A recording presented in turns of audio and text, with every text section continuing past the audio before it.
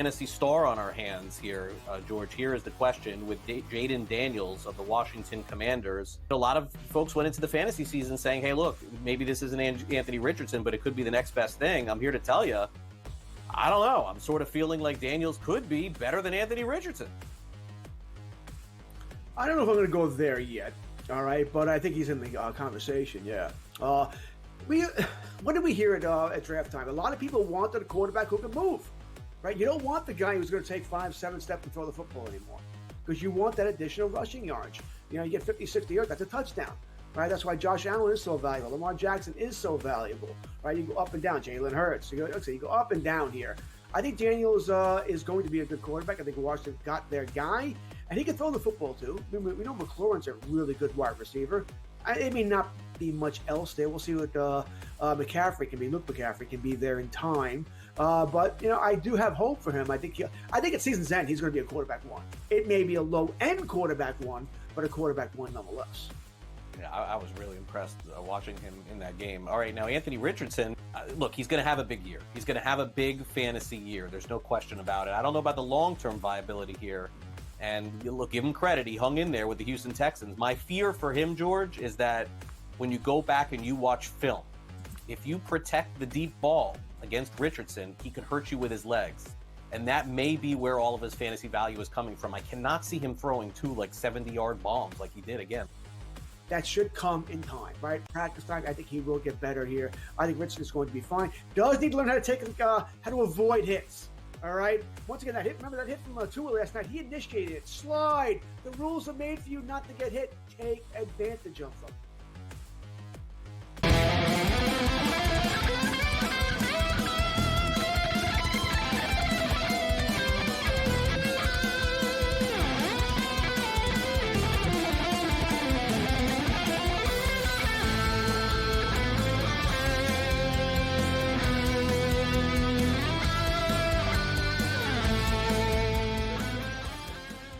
Let's roll. This is SportsRage. I am Gabriel Morency. The pimps, the players, the hustlers, the people who bust them, and everybody else in between. Let's do this thing.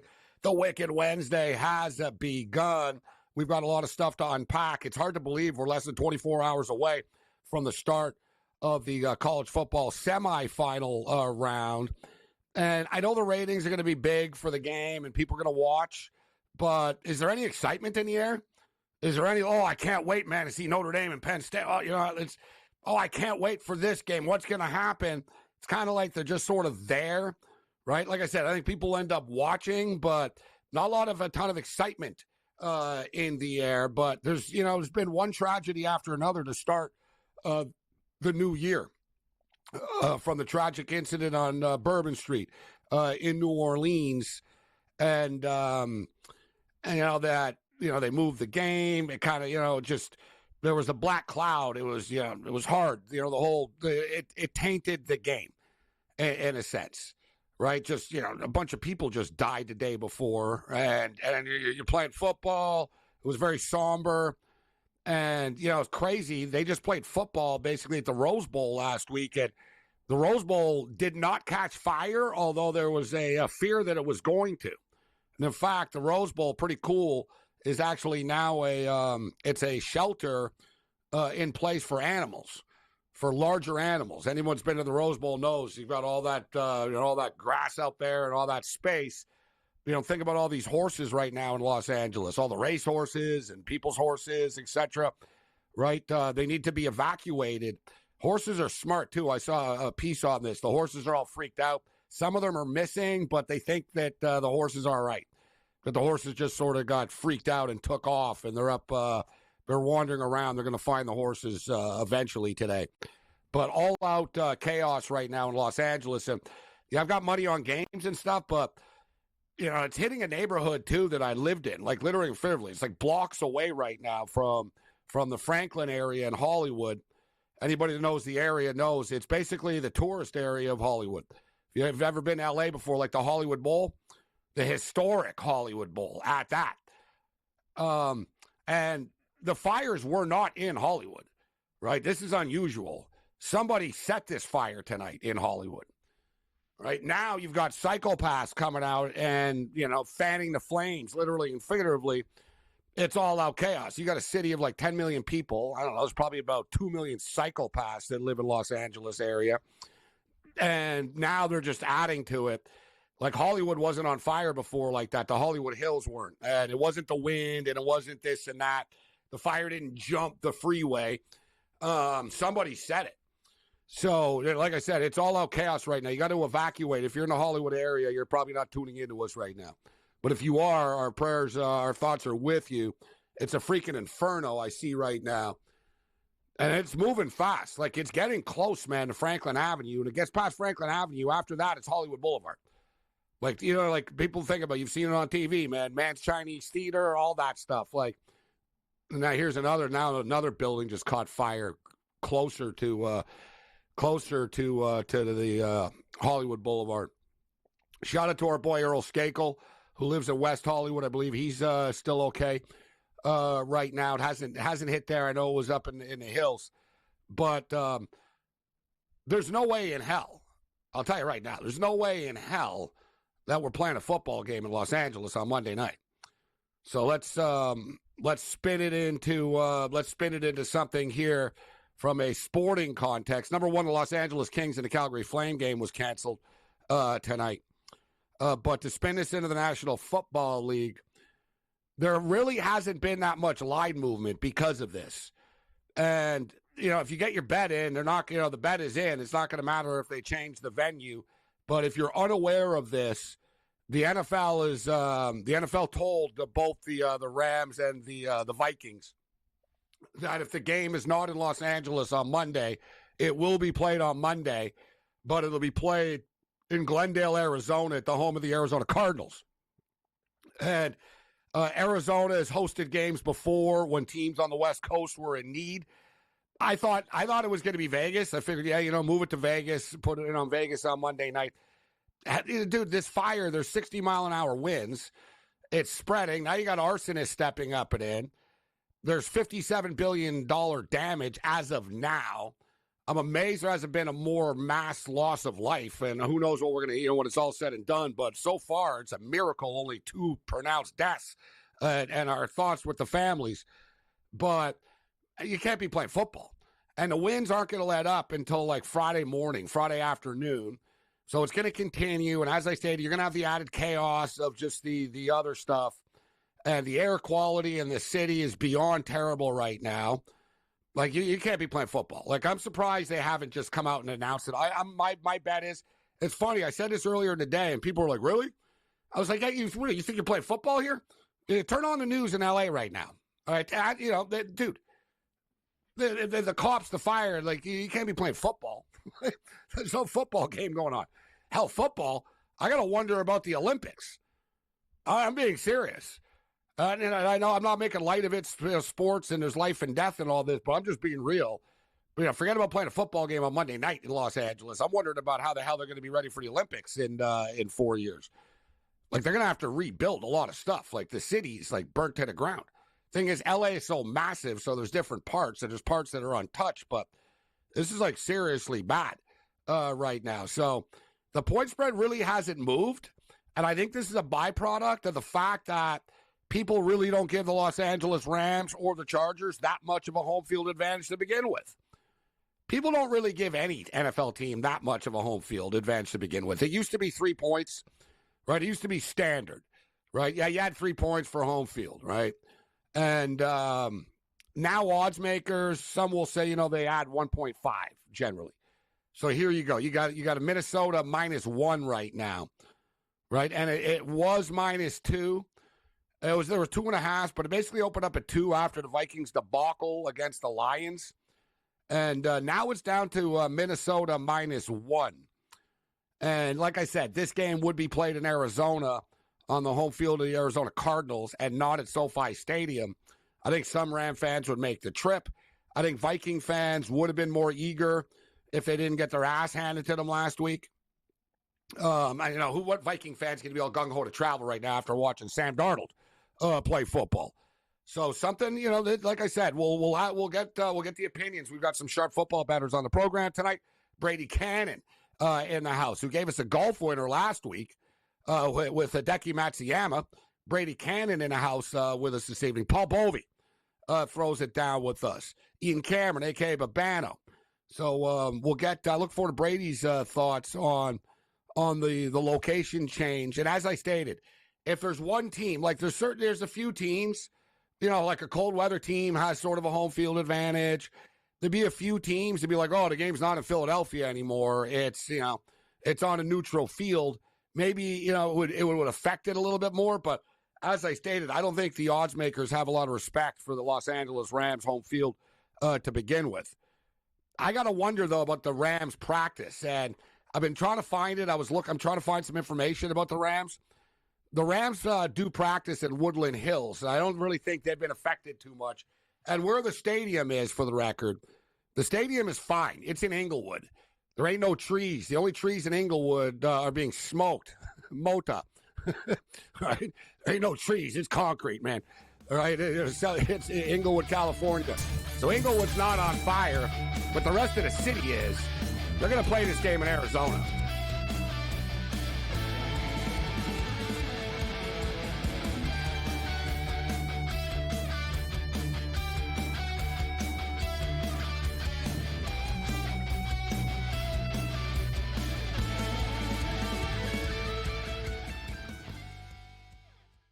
So my team didn't win this weekend, but I still did with this app that's taking over the game. Sports Millions Pick'em lets you make quick and easy predictions. Pick your favorite players, go higher or lower, and you can still win big even if your team loses. Plus, the multiplier is insane. With just a few picks, you can win big money.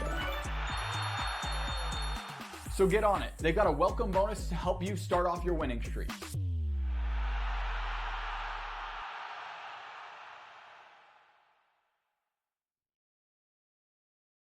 Anyone that's been to a sporting event, the atmosphere before a game, I think Game Time Decisions has that same exact atmosphere. This is our arena.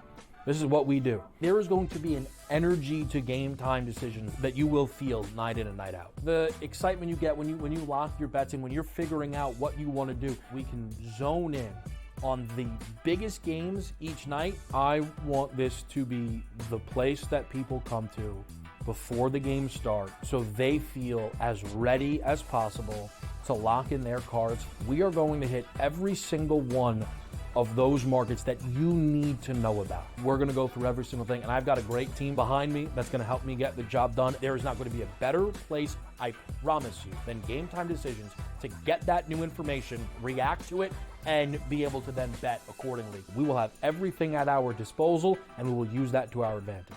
I'm Kevin Walsh. Tune into Game Time Decisions from 6 to 8 p.m. Eastern on SportsGrid. Your gut says Miami is going to win, and you should take the over. Your gut also said your NFT selfies would only go up in value. They didn't. But your head is on SportsGrid and knows the QB is in concussion protocol. The backup has a 45 QBR against the zone coverage. The New York D has the most sacks in the league. So yeah, trust your head. It's smarter to be on SportsGrid. The two guys that can do it all. Too much electricity this morning. This is a good time. We're having a lot of fun. I had to do a triple take. Ka-ching! Why? Because of parity. I didn't mean to offend. Yeah, it's not going to happen. Load management is a dirty word. Let him rip. You know what? Circumstances provide the results. What? How do you do this once? Oh, Donnie, you got such a good show there. A network that is booming. The Early Line, only on SportsGrid.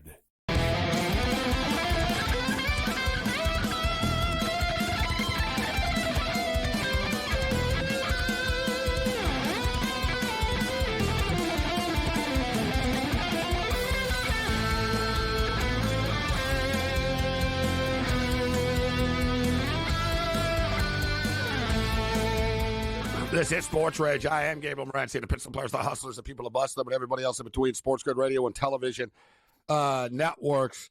A lot of college basketball going on, including a big-time women's game, actually, that I bet on. I took the Maryland Terrapins plus 6.5 points against the visiting USC woman, Juju Watkins.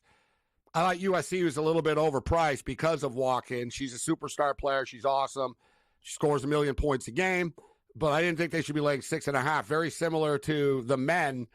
USC women, how often are they used to traveling to Maryland midseason for these road trips? They're in the Big Ten now, too.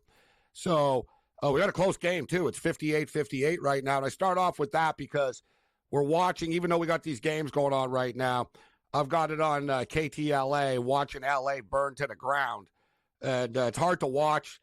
It's like basically a Rock movie come to life. Like we always see these movies, Armageddon and this and that. And, The Rock is like, climbing up buildings or whatever to save people, except The Rock can't save this. It's so windy, the planes with the water, it just blows the water away. Like there's nothing they can do. Like it sounds crazy to say, but this is like, it won't stop until the winds stop. And the winds aren't going to stop until, I guess, overnight Thursday night going into Friday morning. So our thoughts and prayers with everybody in LA. I feel horrible for the pets and the animals out there and stuff. It's a lot of tragic, heartbreaking scenes going on. The loss of life has been minimal so far, which has been good.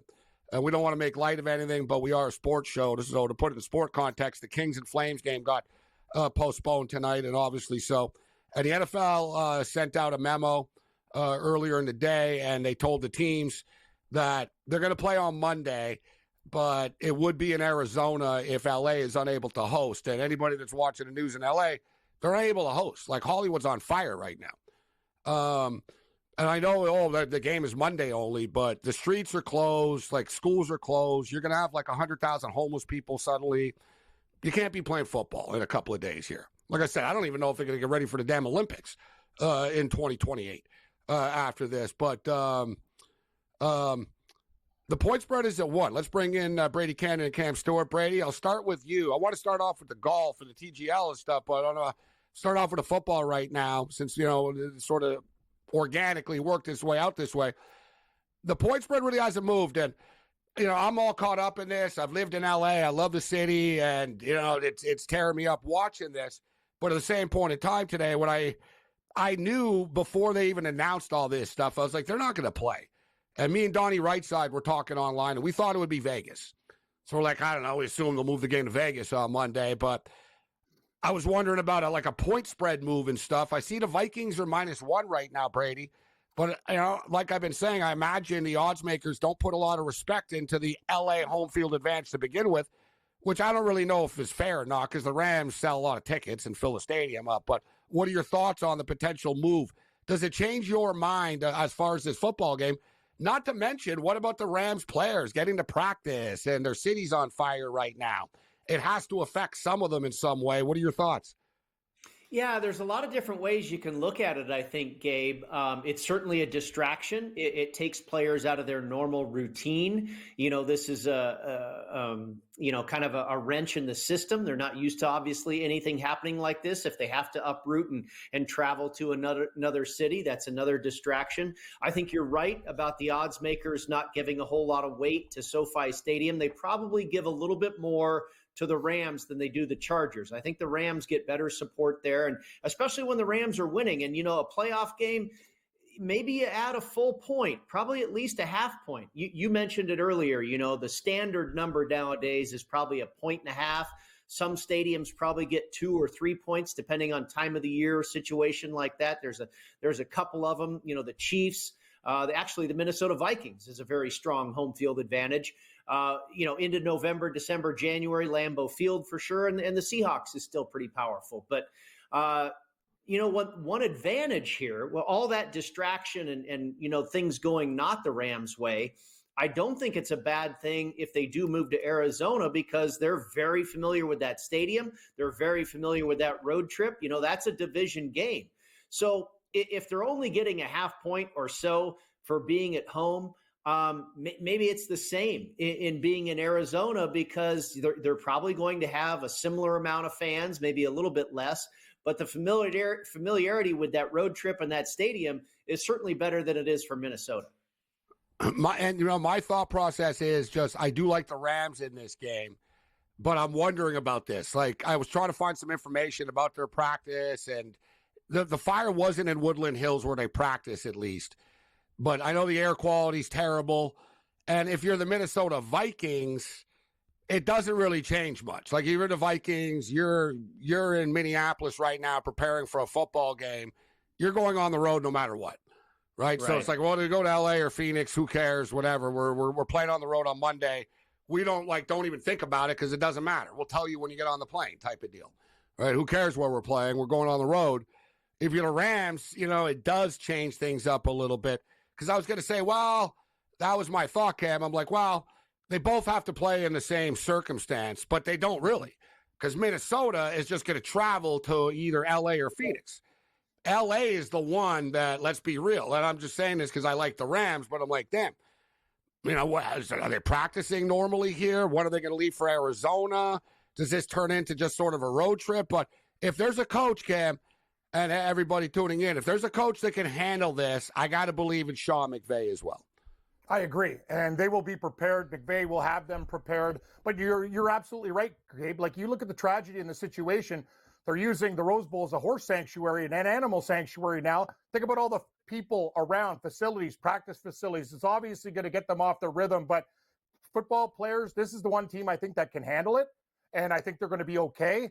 It's interesting where they're going to go. What about the Minnesota fans? So, guys, when are they going to know this? Because if they think they're going to Los Angeles, when are they going to know so they can divert their fans? Because Skull Nation travels pretty good, Gabe. Like, when are they going to go, we're going to Arizona? I would imagine in the morning, bro, that they're going to announce this. They have to do it soon. It's not an instance where it's like, okay, there was a big fire last night, but it's slowed down now. It's raging right now. And now, like before, it was almost kind of normal. It's like, well, there's always fours. There's always wildfires, right? Now it's like, no, dude. It's like it's about to hit the Hollywood Bowl and Hollywood Boulevard now.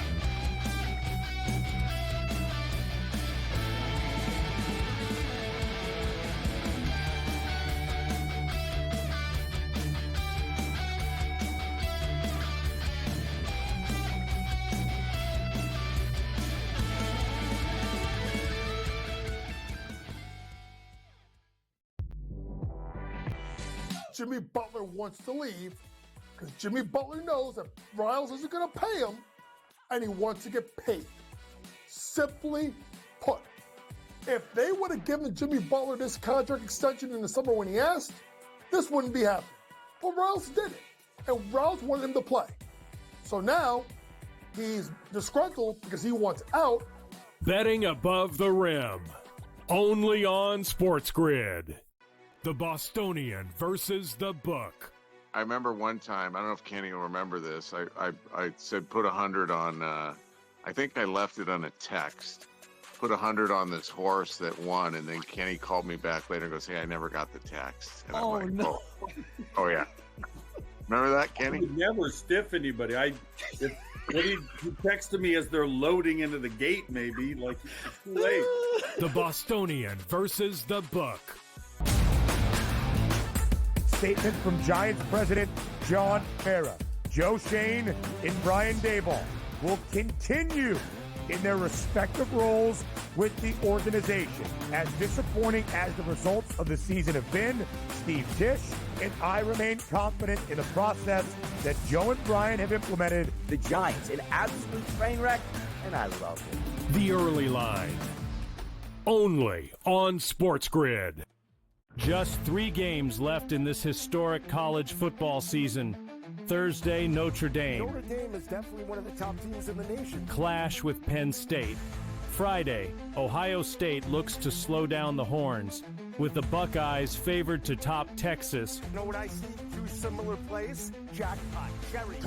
For a big man. Follow along for every play and every bet with in-game live game day, only on SportsGrid.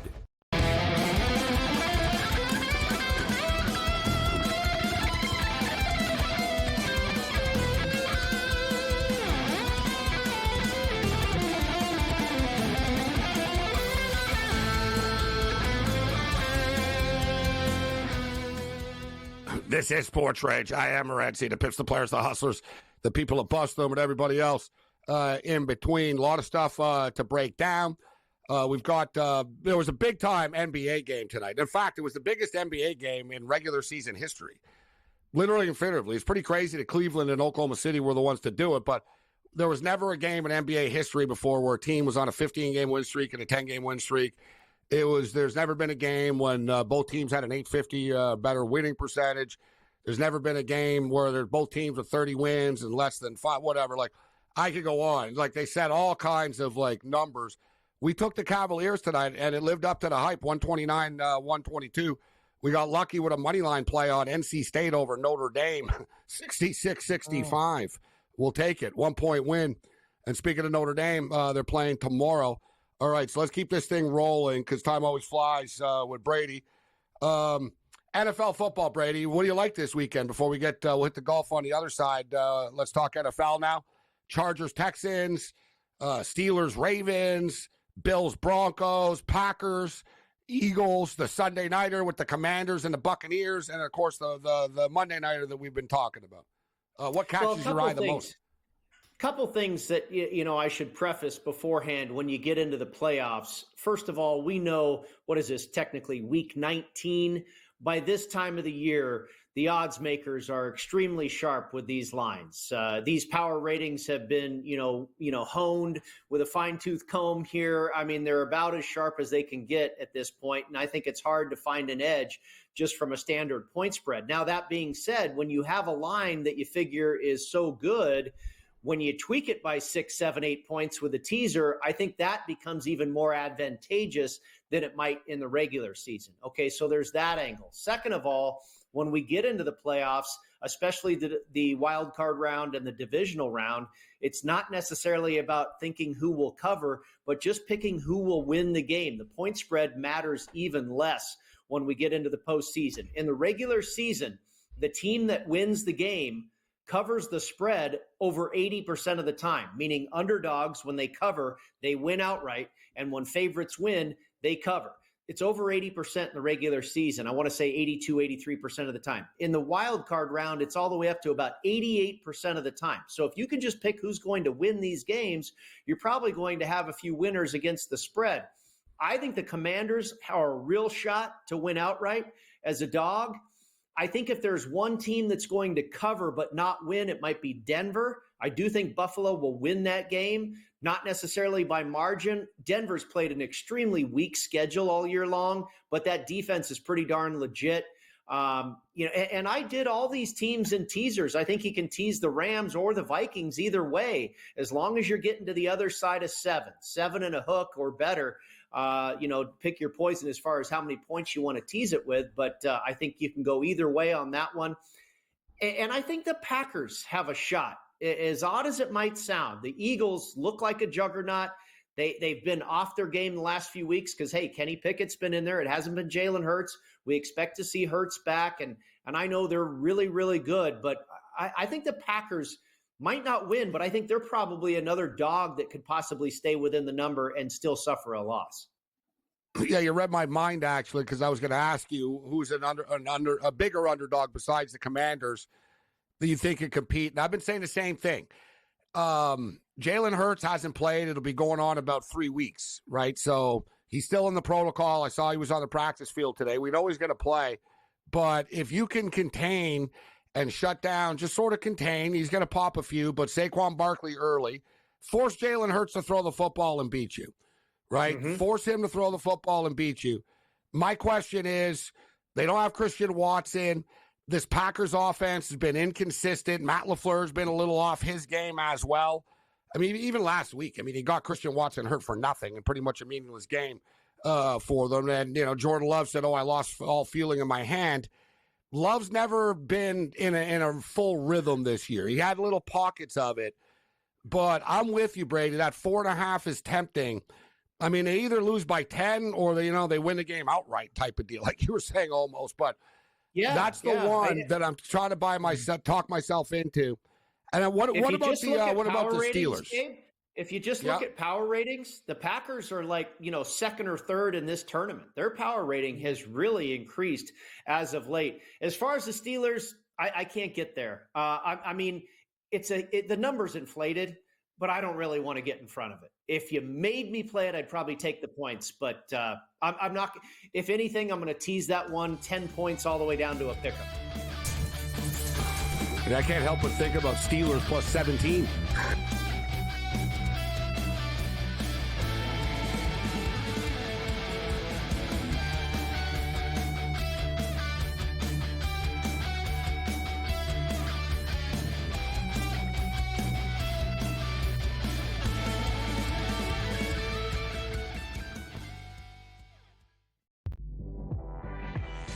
Jimmy Butler wants to leave because Jimmy Butler knows that Riles isn't going to pay him and he wants to get paid. Simply put, if they would have given Jimmy Butler this contract extension in the summer when he asked, this wouldn't be happening. But Riles did it, and Riles wanted him to play. So now he's disgruntled because he wants out. Betting above the rim. Only on SportsGrid. The Bostonian versus the Book. I remember one time, I don't know if Kenny will remember this. I said put 100 on, I think I left it on a text. Put 100 on this horse that won, and then Kenny called me back later and goes, "Hey, I never got the text." And I'm like, no. Oh yeah. Remember that, Kenny? I would never stiff anybody. He texted me as they're loading into the gate, maybe. Like, it's too late. The Bostonian versus the Book. Statement from Giants president John Mara. Joe Shane and Brian Daboll will continue in their respective roles with the organization. As disappointing as the results of the season have been, Steve Tisch and I remain confident in the process that Joe and Brian have implemented. The Giants, an absolute train wreck, and I love it. The Early Line. Only on SportsGrid. Just 3 games left in this historic college football season. Thursday, Notre Dame. Notre Dame is definitely one of the top teams in the nation. Clash with Penn State. Friday, Ohio State looks to slow down the Horns, with the Buckeyes favored to top Texas. You know what I see? 2 similar plays. Jackpot. Jerry. I'm in for a big man. Follow along for every play and every bet with in-game live game day, only on SportsGrid.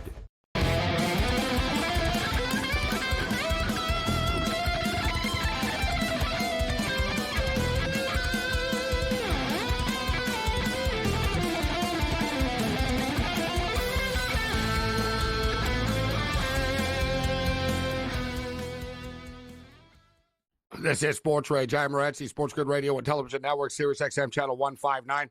Countdown to the college football playoffs resuming is on.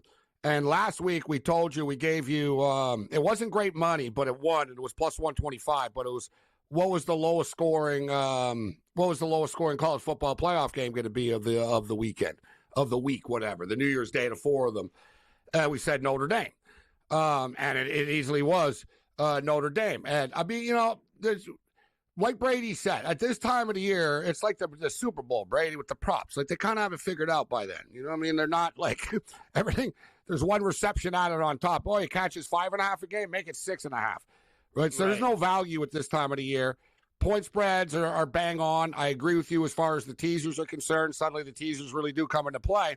So I'm always just sort of looking for other angles. And one that I like, the lowest scoring game. And they had it up last night. I'm looking for it right now, and I don't happen to see it, but I'm sure they'll repost it. I don't know why, maybe because of the Monday Nighter, they're getting freaked out. But, guys, it was like plus 250, plus 225, plus 250 that the Chargers and Texans would be the lowest scoring game of the weekend. You're getting like that. When I'm getting plus 250 for something like that, and I'll ask you, Brady, which game do you think has the potential? Like, you were talking about teasers. I like a 10-point teaser. I'm going to take the Chargers and Texans and make it under 52.5. The Baltimore Ravens to win the football game, and the Buffalo Bills, who are up to 9 right now, actually. But out of these football games, do you think any of them are going to be super low scoring besides the Chargers and Texans game, or are they going to surprise us, the Chargers and Texans? Well, it seems it works that way. When you have 2 teams that look like a dead under, you know, it tends to go over, and vice versa. The game that absolutely that's in the regular season, though. You're right. When they're crap teams and stuff, but it's the playoffs, Brady, a little bit different. Totally, and that's a great point. The Tampa Bay Buccaneers were an absolute over team all season long, and especially at home. So I wouldn't be surprised, even though I know that's in prime time. The line's probably already inflated. If you want to bet the over, I'd say bet it now, because by the time we get to Sunday night, that thing might tick up another 2 or 3 points. People getting excited, the get even or get even deeper game. So I would probably play the over the total in that one. I think Tampa Bay, it's just hard to keep that team under a total. Green Bay and Philadelphia, both of those defenses are pretty darn good. I could see that being a grinded out playoff game type of atmosphere. Maybe that one stays under the total. Pittsburgh and Baltimore, we talked about that game in the last segment. Baltimore is just a juggernaut right now, especially offensively, and the defense has improved tremendously in the second half of the season. Pittsburgh can't score, so that one's hard to figure out. Is it going to be 40-3? And that stays under the total. That one's hard to say. But I would probably lean towards the under in the Chargers and the Texans. The over in the Chargers and the Texans. 42 is a key number. You're still under the key number of 43. If it goes to 43, then that's maybe when you stay away. But I still think you're getting a decent number at 42 or 42.5. And I just think Herbert's going to have some success throwing the ball. I think Stroud will have some success. I think the Chargers defense, what we saw in the first half of the season, was, really getting healthy in the stats, playing a lot of bad teams. When they faced good offenses, they were pressed, and you saw that defense get exposed a little bit. And I think the same thing can happen to Houston. So I wouldn't be surprised if that one went over. I'd play the Buccaneers over, and maybe the Packers and the Eagles under. Brady Cannon in the house with us. We'll get to the Sony Open picks, and great pick last week, Brady. It's amazing how Hideki just owns this season swing all the time, and here he goes again. But the TGL made its debut last night. I enjoyed it. It had a very, very positive response. People liked the brisk pace of it. It ended up going 1 hour and 51 minutes when it was all said and done, and that was just the first one, so they get, they're going to work the kinks out, and it wasn't a competitive match either, so it'll only get better with some competitive matches. Tiger Woods is up next, so his Jupiter Lynx team, Tiger Woods, Max Homa, Tom Kim, Kevin Kisner will take on the preseason favorites to win it all, the LA Golf Club, the prestigious Los Angeles Golf Club, Justin Rose, Colin Morikawa, Sahith Theegala, Tommy Fleetwood. I'm looking forward to seeing some numbers here, Brady. Me and Cam are both a very robust 1-0 on the season in a TGL. Looking forward to next Tuesday.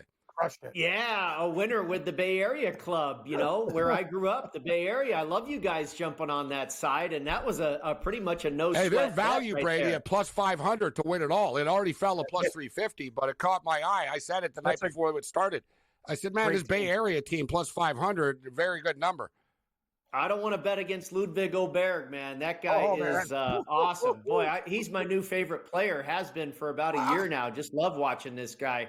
But I thought the show was fantastic. The production was amazing. The technology in that building is jaw-dropping. And the way they move those panels under the green and just reshape that surface in real time is absolutely stunning. The simulator, my goodness, if your normal golf simulator is like a Buick, that thing is a Rolls Royce times 10.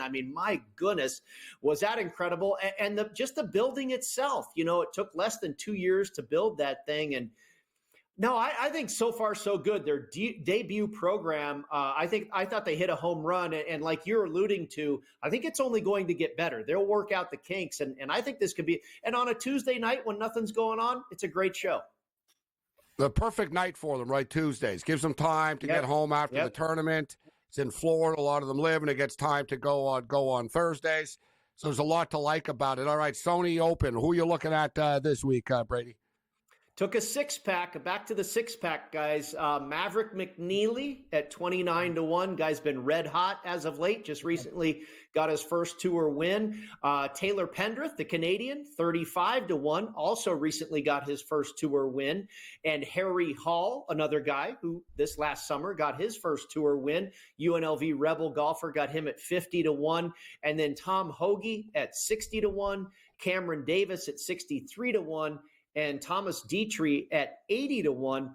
You'll notice every single one of these guys played last week at the Sentry, and 8 of the last 11 Sony Open winners were guys that had played the week before at the Sentry. I think it means a lot to get over to Hawaii, adjust to that weather, the humidity, and the time change, and kind of get in that island vibe for a minute before you go tee it up on Oahu. And by the way, all these guys finished 13th or better at Kapalua last week. So I like the form. A lot of these guys just come off of recent wins.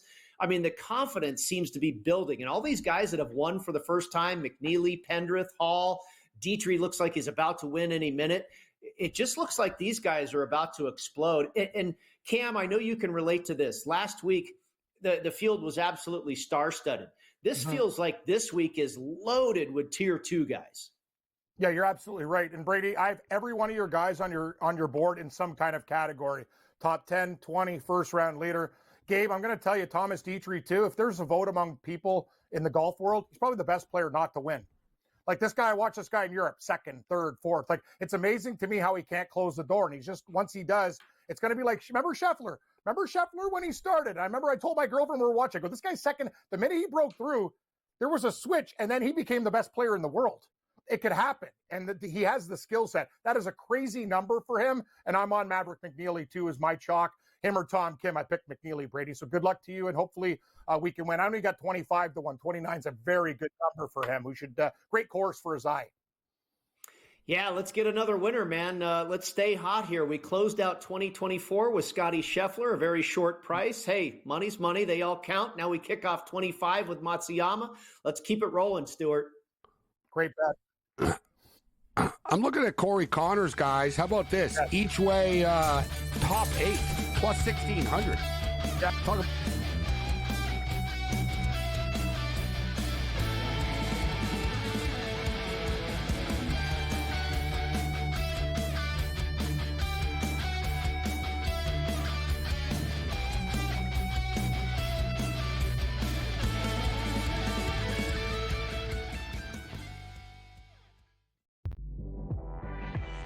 Jimmy Butler wants to leave because Jimmy Butler knows that Riles isn't going to pay him, and he wants to get paid. Simply put, if they would have given Jimmy Butler this contract extension in the summer when he asked, this wouldn't be happening. But Riles did it, and Riles wanted him to play. So now he's disgruntled because he wants out. Betting above the rim, only on SportsGrid. The Bostonian versus the book. I remember one time, I don't know if Kenny will remember this. I said put 100 on, I think I left it on a text. Put 100 on this horse that won, and then Kenny called me back later and goes, hey, I never got the text. And I'm like, no. Oh yeah. Remember that, Kenny? I would never stiff anybody. He texted me as they're loading into the gate, maybe. Like, it's too late. The Bostonian versus the book. Statement from Giants president John Mara. Joe Shane and Brian Daboll will continue in their respective roles with the organization. As disappointing as the results of the season have been, Steve Tisch and I remain confident in the process that Joe and Brian have implemented. The Giants, an absolute train wreck, and I love it. The Early Line, only on SportsGrid. Just 3 games left in this historic college football season. Thursday, Notre Dame. Notre Dame is definitely one of the top teams in the nation. Clash with Penn State. Friday, Ohio State looks to slow down the Horns, with the Buckeyes favored to top Texas. You know what I see? 2 similar plays. Jackpot. Cherry. I'm for a big man. Follow along for every play and every bet with in-game live game day, only on SportsGrid.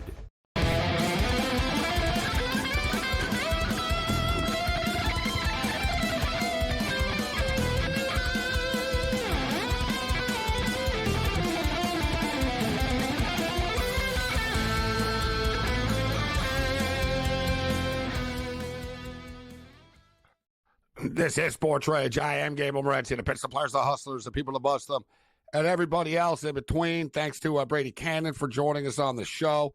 We'll get Cam's Sony Open picks a little bit later on.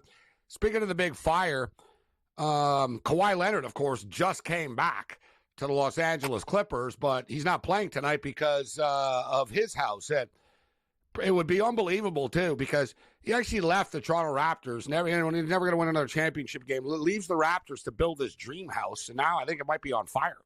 I know his family had to evacuate. I hope everyone's okay. But, so Kawhi's not playing, and I bring it up because they're getting smashed right now, 94-69. The Bucks are beating the Spurs big time, too, 65-46 at the half. College basketball, the Jayhawks, Rock Chalk Jayhawk, up 11 with 7 minutes left against the Sun Devils, total 139.5. I can't help but think of that when the NFL Cam did the Simpsons broadcast, and they had the Simpsons characters come out and like introduce themselves, what school they went to.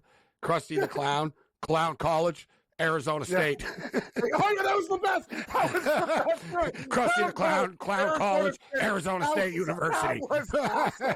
I loved it, too. It was so good. That's so good. It's amazing. Arizona State. Clown College, Arizona State University. Oh, it was so wicked. No, they got to do more stuff like that. Poor Arizona State. People got to stop picking on ASU all the time. It's actually not the worst school. Like people, it's a good school. Like people pick on it. Like, it's a big party school. Just because you have hot girls there doesn't mean everyone's dumb. Like the biggest party school, actually, you pick on Iowa. Like they're the ones. They party. They got nothing to do there. Like they eat steaks and drink beer all the time. I swear to God. I said, we'll bring Paul Bovey, but I swear to God, Cam, I tweeted this out. I upset some people. Some people were like, they're like, dude, I just spit my drink out. I said, man, there's not an Iowa. I was watching their bowl game, Cam. I said, there's not an Iowa fan or band member that weighs less than 300 pounds. And I said, man, the stands are going to collapse, bro. Like when they scored, it was like, and I was looking, I'm like, man, I caught on. I was like, they're all big, like all of them. Like they had the overalls on and the Iowa gear, and like dudes were big and the girls were big. And I was like, man, it's a big crowd you got there.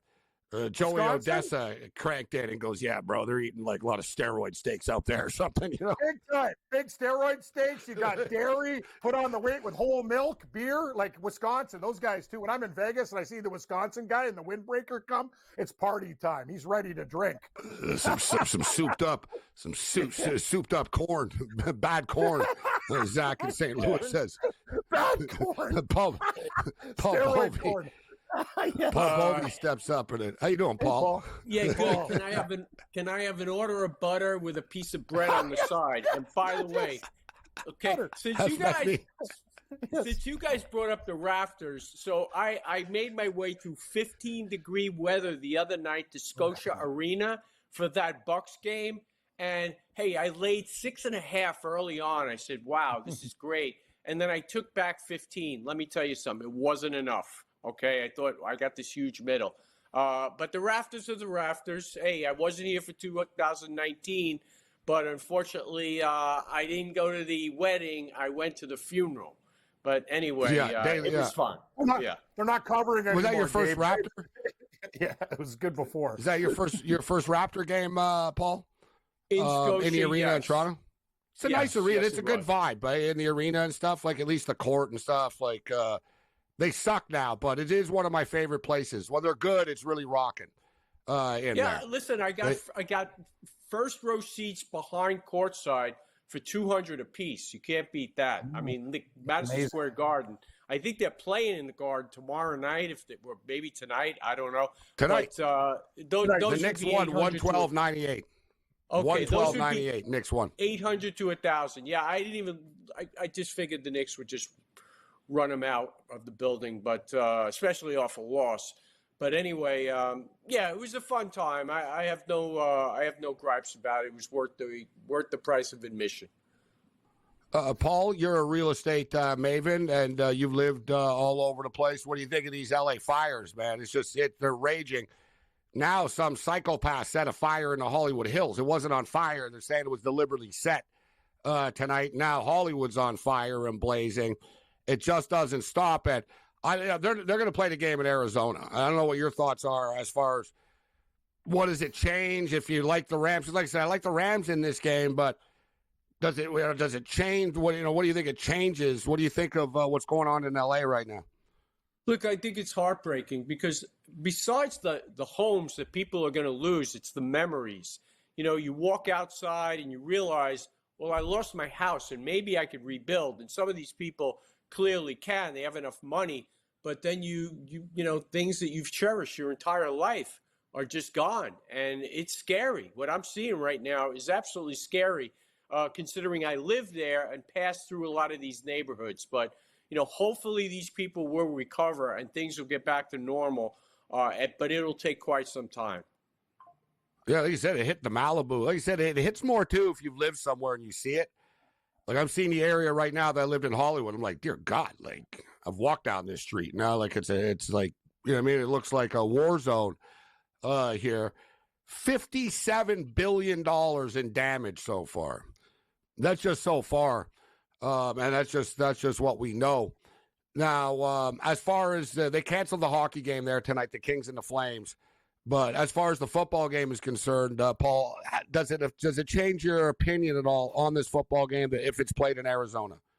Well, I didn't have a huge opinion on this game. I'm very selective with what I put out, what I play, and certainly you think the Rams would have an edge. They beat this team 30-20, and we all remember the game. The Vikings came in on a roll, and the Rams just brought them right down to earth on a Thursday night.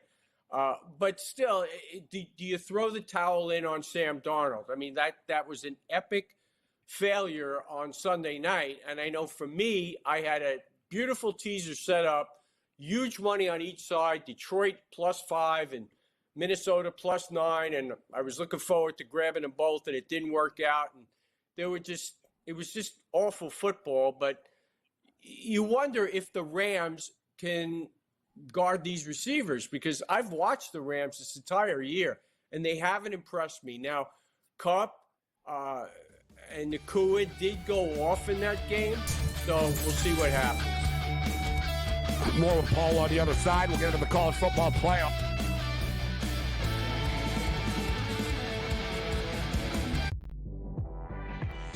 Jimmy Butler wants to leave because Jimmy Butler knows that Riles isn't going to pay him, and he wants to get paid. Simply put, if they would have given Jimmy Butler this contract extension in the summer when he asked, this wouldn't be happening. But Riles did it, and Riles wanted him to play. So now he's disgruntled because he wants out. Betting above the rim, only on SportsGrid. The Bostonian versus the book. I remember one time, I don't know if Kenny will remember this, I said put 100 on, I think I left it on a text, put 100 on this horse that won, and then Kenny called me back later and goes, hey, I never got the text. And I'm like, no. Oh yeah. Remember that, Kenny? I would never stiff anybody. He texted me as they're loading into the gate, maybe, like, too late. The Bostonian versus the book. Statement from Giants president John Mara. Joe Shane and Brian Daboll will continue in their respective roles with the organization. As disappointing as the results of the season have been, Steve Tisch and I remain confident in the process that Joe and Brian have implemented. The Giants, an absolute train wreck, and I love it. The Early Line, only on SportsGrid. Just 3 games left in this historic college football season. Thursday, Notre Dame. Notre Dame is definitely one of the top teams in the nation. Clash with Penn State. Friday, Ohio State looks to slow down the Horns, with the Buckeyes favored to top Texas. You know what I see? 2 similar plays. Jackpot. Cherry. I'm nimble for a big man. Follow along for every play and every bet with in-game live game day, only on SportsGrid.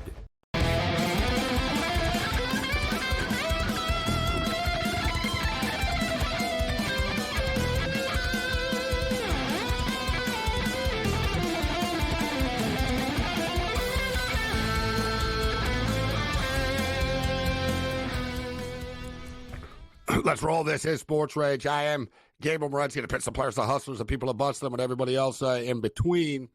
Paul Bovey stepping up and joining us. Cam, what are your thoughts on the Florida Panthers and the Utah Hockey Club game? Well, I got the under. That's a good start, Gabe. But I'm on Florida, too, live. If we can get it under 50 cents, I think they'll find a way to get it done. Utah is one of those places at home, though. Sometimes they can put a good home performance together. I lost with the Canucks tonight on the money line, but had them plus 1.5 in a parlay that hit. But, Gabe, I just realized, too, that, the Canucks have the worst record in the NHL after regulation. 4 wins, 10 losses. And Tocchet snapped after the game talking about it. He goes, we got to be better in overtime. We're just giving too many points away. They're the kings of this. I've been talking about it. It's just one of the things with the Canucks. People, especially in Vancouver and the hockey media, God, it's nauseating. I can't even watch it. But everyone with the daily stuff with the Canucks making stuff up about turmoil. And, if you listen to Vancouver media, you'd think that the Canucks are like 4-23 or something. They lose all the time. They always get a point. Because they've lost 10 consecutive games in overtime, this team, and or a shootout, which they don't know. It's bizarre world because a lot of the times they've had great chances, the puck doesn't go in and a goal goes in. The Canucks they're just fighting right now, like they're fighting it. They're grinding through. I think there'll be a light at the end of the tunnel for them.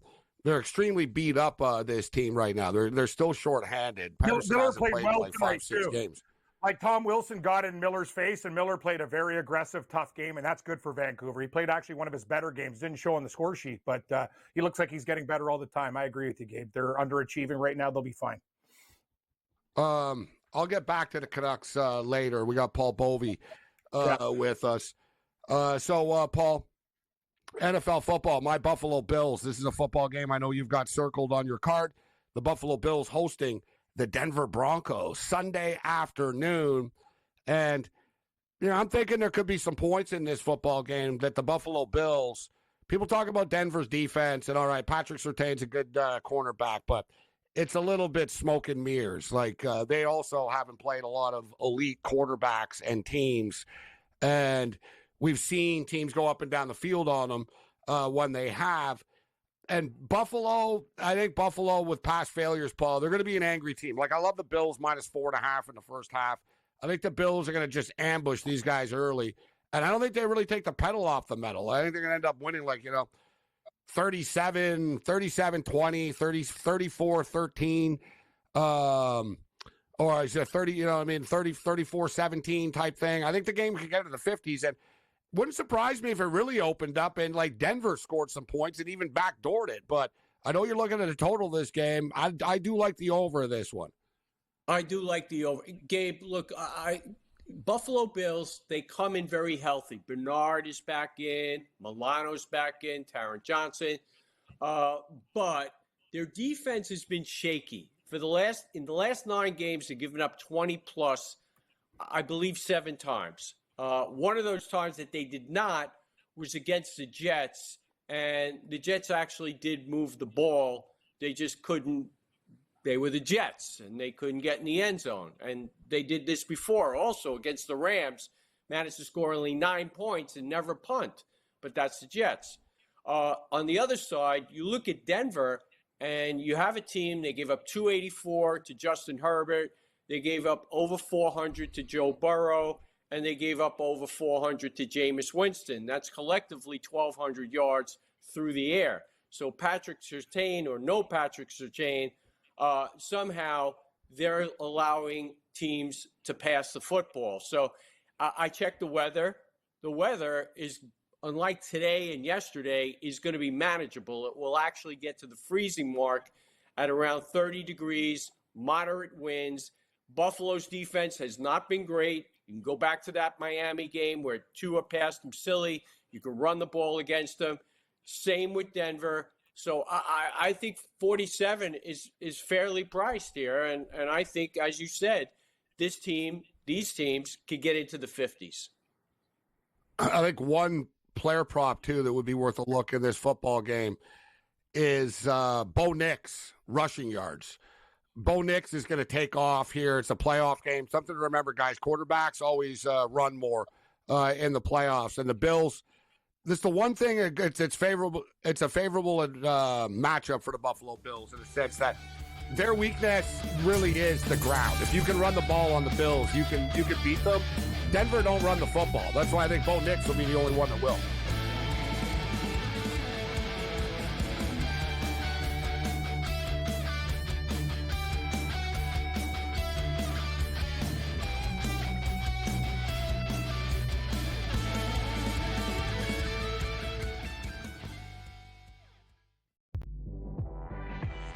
Jimmy Butler wants to leave because Jimmy Butler knows that Riles isn't going to pay him, and he wants to get paid.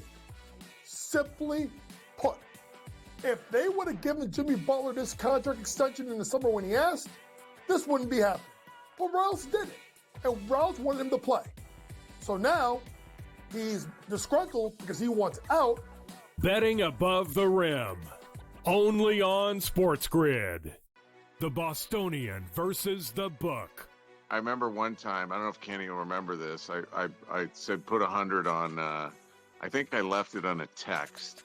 Put 100 on this horse that won, and then Kenny called me back later and goes, "Hey, I never got the text." And I'm like, no. Oh yeah. Remember that, Kenny? I would never stiff anybody. He texted me as they're loading into the gate, maybe. Like, it's too late. The Bostonian versus the Book. Statement from Giants president John Mara.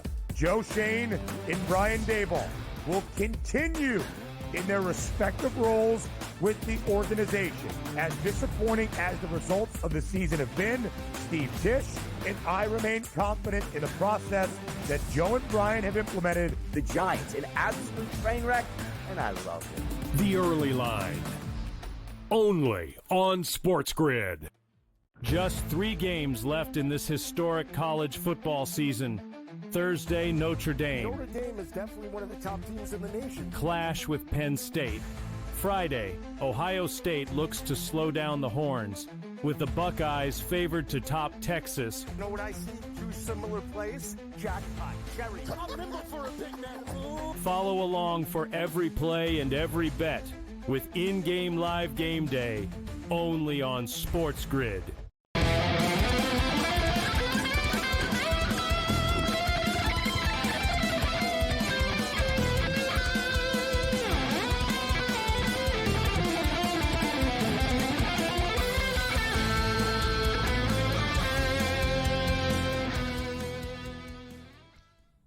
Let's roll. This is SportsRage. I am Gabriel Morency, the Pistol Players, the Hustlers, the people to bust them, and everybody else in between. I continue to add. I only did 1 today, but at least I got 1 in, and fortunately, both first legs won. I'm chipping away and just putting the Buffalo Bills at the back end of these moneyline parlays. Last night, we took the San Jose Sharks plus 2.5 and the Buffalo Bills at minus 129, and the Sharks lost 4-2. So the plus 2.5 came in handy and worked out for us. Tonight we played the Illinois alumni to beat Penn State, the Pacers to beat the Bulls, and the Buffalo Bills to beat the Broncos. Just trying to get ahead of the curve since, like I said, unless I get hit by a bus or a motorcycle or something like that, I will bet the Bills to win the game on Sunday. Might as well get in on it. Yes. might as well get a head start on it right now. So Paul likes the over of the Buffalo Bills game. Paul, before we get to the college football playoffs, I know you got a future in play here. What do you think about the NFL card this week? You weren't interested very much in the Monday Nighter with the Rams and Vikings. You like the over, the Bills and the Broncos game. Anything else catch your eye in the NFL? Well, the thing is you got a lot of injuries. And I've been on these Tampa Bay overs, and I did hear Brady. I've been on them the last few weeks. I was on them Sunday. Had to sweat that a little bit. Previous week, 48-14 over Carolina. Team totals across the board. That worked out. But, I'm not sure I like this one to the high side because, look, Jalen Daniels, when he exited the game on Sunday, they had 3 points. It was all Marcus Mariota post that. In fact, he scored within 3 plays, I believe. But Daniels is a guy that throws a lot of short passes. His average per attempt has gone way down from the first 6 games. And as far as Tampa Bay, they were being outplayed early. In fact, At one point, New Orleans had run 33 plays to their 11, and somehow they managed to break through late. Washington And remember, Paul, played. even the Dallas game. Remember the Dallas game? They did a great job on Mike Evans and kind of took him out of the game, too. Yeah. Tampa hasn't really been clicking for the last 3 weeks or so.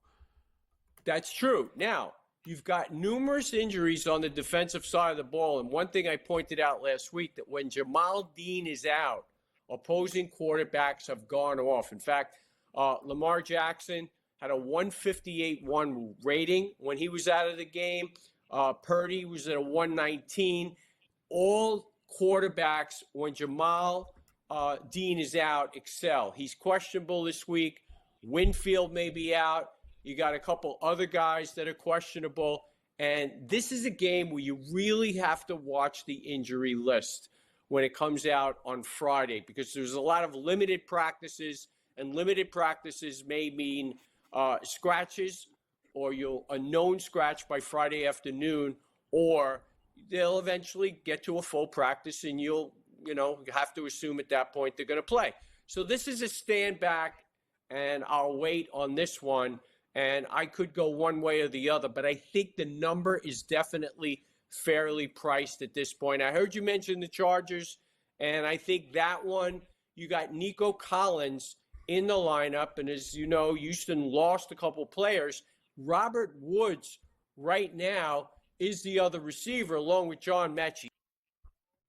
Robert Woods only has 20 receptions this year and 30 targets. He's 32 years old, and I don't really think Houston's going to have a lot of success moving the football. So that's another one. I want to see who's going to be at the wide receiver complimenting Nico Collins. Are you tempted by the 10 points with the Pittsburgh Steelers at all? I would use that, and I heard you. If I were going to use that game at this point, and there are applications to use this, I would use it in a 10-point teaser. I'm not up for giving 10 points in a playoff game. I'm not up for taking 10 points with the so would you rather take 20 or lay zero? Like, which way would you rather swing lay it to? Zero. The Steelers have fallen off a cliff, as we all know, offensively. This much I expected. Russell Wilson is not the real deal. He had his one signature outlier game against Cincinnati, 29-38 for 414, and maybe one other, Cleveland in the snow, and post that it's been a lot of nothing. So I'm not willing to bank on the Pittsburgh Steelers. So I would use that in a 3-game teaser, and I think you could find other dance partners and hook something up there and not have to worry about points coming into play. Baltimore have not played well in the playoffs before, right? They've, for whatever reason, time and time again, their offense has not put points up on the board. They've burned money, but you feel this year is different. And then they would play the Bills the following week, actually. And it kind of feels like Baltimore and Buffalo are on a collision. But no hesitation, because I got to tell you, Cam, I do. I know the Steelers have struggled. I agree with Paul. Their offense is broken. I mean, Pickens is a head case. They can't run the ball. There's not a lot to like about them. But it's a playoff game. They're division rivals. You're getting double-digit points. And quite frankly, Cam, the Baltimore Ravens' track record in the playoffs has been bad. Their lowest, how about this, in 2019, the lowest scoring game of the year, they scored 12 points in a playoff game. They lost to Tennessee. In 2020, their lowest scoring game of the year came in the playoffs. They scored 3 points and they lost to Buffalo. Last year, lowest scoring game of the year in 2023. They scored 10 points and they lost to Kansas City. We've seen this, Paul, time and time again with Baltimore. They're red hot. They look great. They get to the playoffs and they hit a wall. Well, I would say the NFL would sell their soul to get Buffalo and Baltimore, okay? Yeah, you're right. To Gabe's point, though, Paul, let's just if we bring back the truck here. Remember, they played like junk against Cincinnati and actually covered the spread if you got it 2.5, 3 in the second half. Right, we've got a touchdown. They came back in that game. They can't start slow against these guys because what are you going to do? You're dead. If the Steelers go up in the game, then they can pound the rock and play Steeler football and come up with blitz packages for Lamar. The thing is, they get down. They don't have the offense to come back. I think it's vital that they stay in the game. To Gabe's point, Gabe, these guys know each other inside out. It's a perfect middle. Like, you really think Pittsburgh's going to lose by more than 20? I don't. And I think Baltimore wins the game. So I agree with you. You think they're going to lose by more than 20, Paul? More than 20? I don't. Listen, That's a lot of points. Hey, man, it's Russell Wilson. When the wheels fall off, they'll just fall off. And that's the way I look at it. Pittsburgh has not been good. I mean, you can make a case that they don't even belong here the way they've played over the last 4 or 5 weeks. And so I'm not willing to do that. I would just bank on a victory by Baltimore, and then I'll look elsewhere. I don't want to worry about a middle within one game. I don't like to do that. In my case, on Sunday night, I couldn't lose both of them. You could lose one here and blow your whole bet up, and that's what I'm trying to avoid. Paul, before we get you out of here, college football playoffs, less than 24 hours, Penn State, Notre Dame, and then Ohio State. And, all right, we'll get this on the other side. We'll bring Babano in a couple of minutes. We'll get Paul out on the other side. We'll get his college football thoughts, but Paul has a college football future that's still alive with one of these 4 teams, and we'll see how he's approaching it going into the weekend. Like I said off the top of the show, the ratings will be big. You know, people are going to watch this game. But there's going to be big ratings for this game no matter what. But the excitement and, like, hype level isn't, like, through the roof right now. No. I don't know if it's the Fires or it's the NFL or, like, just what it is. Like, I don't know, Paul, maybe it's drawn out too long. That's another thing too, right? I mean, the college football playoffs started the week before Christmas. People don't really know when the games are. They're on, like, weird times all the time. Now Thursday and Friday. Now after this, the championship game won't even be until freaking January. It won't even be until January 20th after. So, not a ton of excitement and stuff, but there's, completely evenly matched teams tomorrow night with Notre Dame and Penn State. Listen, I agree with you.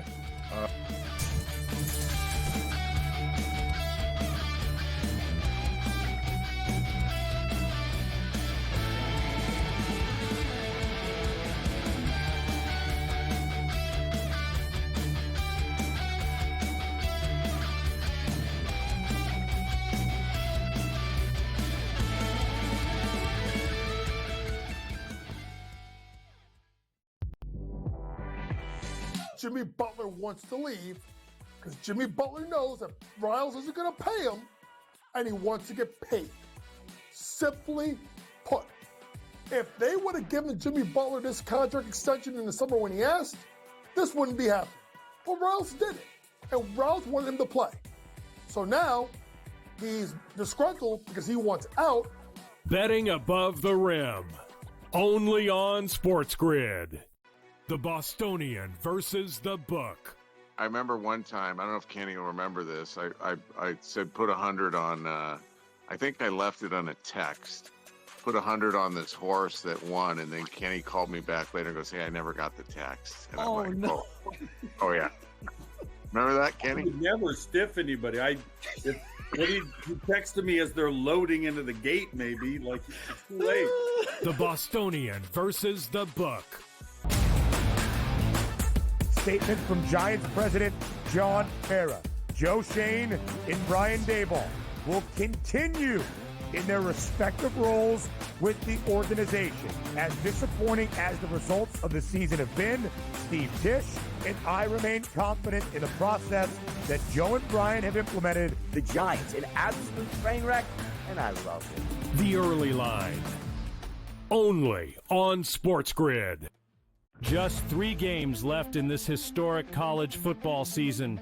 Thursday, Notre Dame. Notre Dame is definitely one of the top teams in the nation. Clash with Penn State.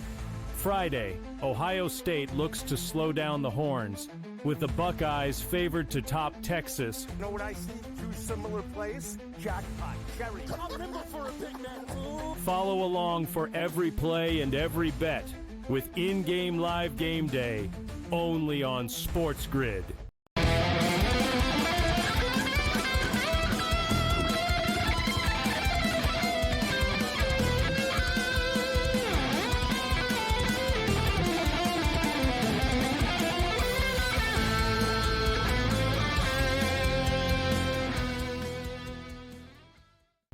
This is Sports Rage. I am Gabriel Morency, the pitch, the players, the hustlers, the people that bust them, and everybody else in between, including Paul Bovey.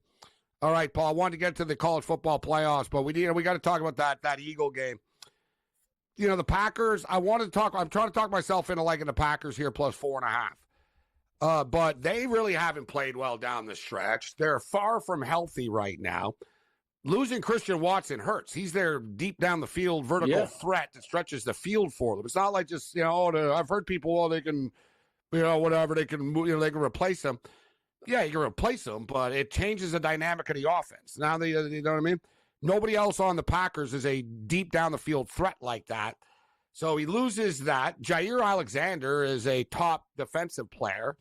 You don't have him. The Eagles are like completely healthy. I saw Baldinger talking about him today, saying they're completely healthy with the exception of Jalen Hurts, who we know Jalen Hurts is going to play, but everybody else is like feeling good. But with all that being stated, the Packers have the potential of hanging around here, but there's a lot of ifs. And, you said it once, and I remember the line, and I've said it before too. I think someone used it in the TV show Prison Break when they broke out of jail.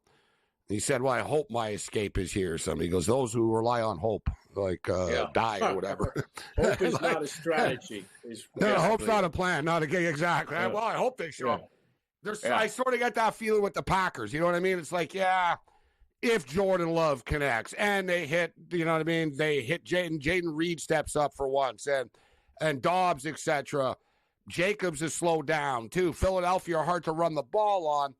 But with all that being stated, I don't fully trust the Eagles. Like the same way you don't fully trust the Rams.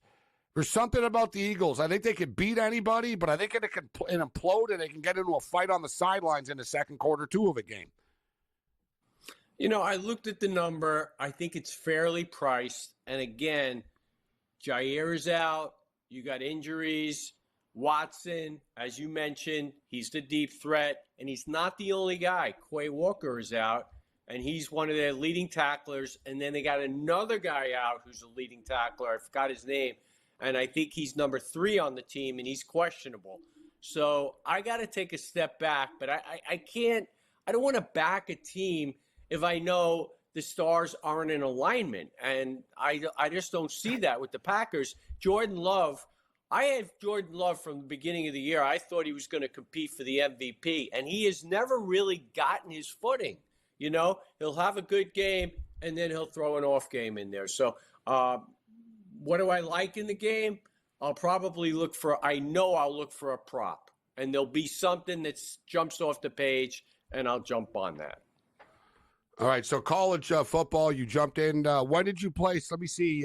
When did you place your Ohio State bet? Because you're still alive with the Ohio State Buckeyes, and they clearly are the team to beat right now. How do you feel about the matchup against Texas? Does Texas concern you at all for your Ohio State future? You know what? Ewers has been inconsistent, but I'm not going to say Ohio State hasn't been inconsistent either. I mean, they had a hold on for dear life against Nebraska. The Michigan game is inexplicable, but they certainly got things turned around against the Ducks. But I think they're the better team. I really do. Texas has been inconsistent. Ewers has been inconsistent. On the other game, you mentioned at the break, it's not an exciting matchup, and it isn't. I'm kind of anti-Penn State. I was on Boise. I thought I should have gotten better fortune, should have come my way. Boise backers, a couple things went against us. But they sold out against the run, and they did what they had to do. But I think Notre Dame, you can run against them. So I'm playing both running backs for Penn State over. It's 56.5. And Allen and Singleton and 60.5. And I think those will get there. These guys are within a couple yards of each other in terms of season numbers. But it's going to be a close game. That one I could see being a close game. Penn State hasn't impressed me. Jennings gave the first game away. They only had 300 yards of offense. They only had 380 against Boise. But Notre Dame, you can run it against them. It's clear. Louisville did. Even Miami, Northern Illinois did in that game that they lost. The back 20 carries for 99 yards. So I think it's going to be a close game, and I think whoever comes out of that one, Ohio State will take care of business after they dispose of Texas. So I do like the Ohio State Buckeyes to win it all. I think the winner, and I understand that why Ohio State are favored here, but I'll say I do think that I think Texas or Ohio State, like if Texas found a way to win this game, I think they would finish it off and win the championship after. So I think the champion is coming from this game. Notre Dame and Penn State, they really just are as incredibly evenly matched as, you can possibly be. Which, both teams can get after the quarterback. But I tell you, Abdul Carter's not 100%. And, you don't want to take away too much from the press conference and stuff. But I said last night that James Franklin's just kind of a jerk. He can't help himself. And he said today, he's sitting there next to Marcus Freeman. He's like, well, this is nothing against Notre Dame, but, they don't play in a conference. They never played a championship game. It's like, all right, dude. It's like you're sitting right next to him, bro. Like, what are you, an idiot? Like, you really are an idiot, aren't you? Like, And Freeman just sort of turned his head and looked at him like, okay. Who are you? You know Freeman's going to go right back to his team and go, this time they just told us we don't even play in a conference. We don't belong here. Like, what are you doing? That guy is so tone deaf, like it's unreal. Like, no, you said it, Gabe. Like he's the most unlikable guy. I said it last night. I called it, Cam. I said, he's just, Yeah, he's just an idiot. He is right, though. I mean, he's right. He just, keep your mouth shut. You don't need to. But what's that got to do with the players? They can't control that, Paul. Like, you know what I'm saying? Like, what it is? That's what it is. They beat Army, they beat Navy, they played Northern Illinois, Louisville, I get it. They lost at Northern Illinois. Yeah, they lost. They lost to Northern Illinois right after Texas A&M. I get it. I understand. He has a point, but there's some things you keep under the hat. I don't like any of these teams left standing. I hate them all.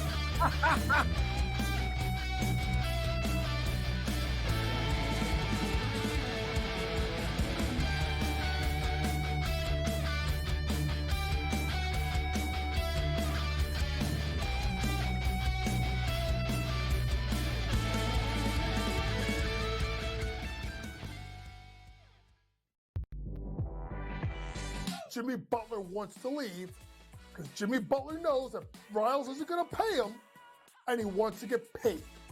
Simply put, if they would have given Jimmy Butler this contract extension in the summer when he asked, this wouldn't be happening. But Riles did it, and Riles wanted him to play. So now he's disgruntled because he wants out. Betting above the rim, only on SportsGrid. The Bostonian versus the Book. I remember one time, I don't know if Kenny will remember this, I said put 100 on, I think I left it on a text, put 100 on this horse that won, and then Kenny called me back later and goes, hey, I never got the text. And I'm like, no. Oh yeah. Remember that, Kenny? I would never stiff anybody. He texted me as they're loading into the gate, maybe, like it's too late. The Bostonian versus the Book. Statement from Giants president John Mara. Joe Shane and Brian Daboll will continue in their respective roles with the organization. As disappointing as the results of the season have been, Steve Tisch and I remain confident in the process that Joe and Brian have implemented. The Giants, an absolute train wreck, and I love it. The Early Line, only on SportsGrid. Just 3 games left in this historic college football season. Thursday, Notre Dame. Notre Dame is definitely one of the top teams in the nation. Clash with Penn State. Friday, Ohio State looks to slow down the Horns, with the Buckeyes favored to top Texas. You know what I see? 2 similar plays. Jackpot, cherry. Remember for a big man. Follow along for every play and every bet with in-game live game day, only on SportsGrid.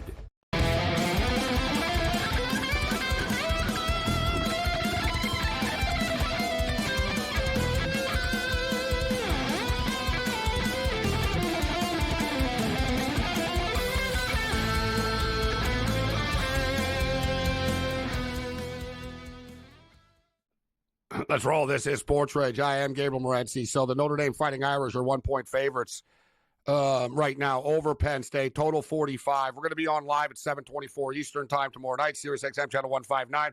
SportsGrid on demand on YouTube. So step up and in and join us. We'll also be on for Friday night's football game with Ohio State and Texas.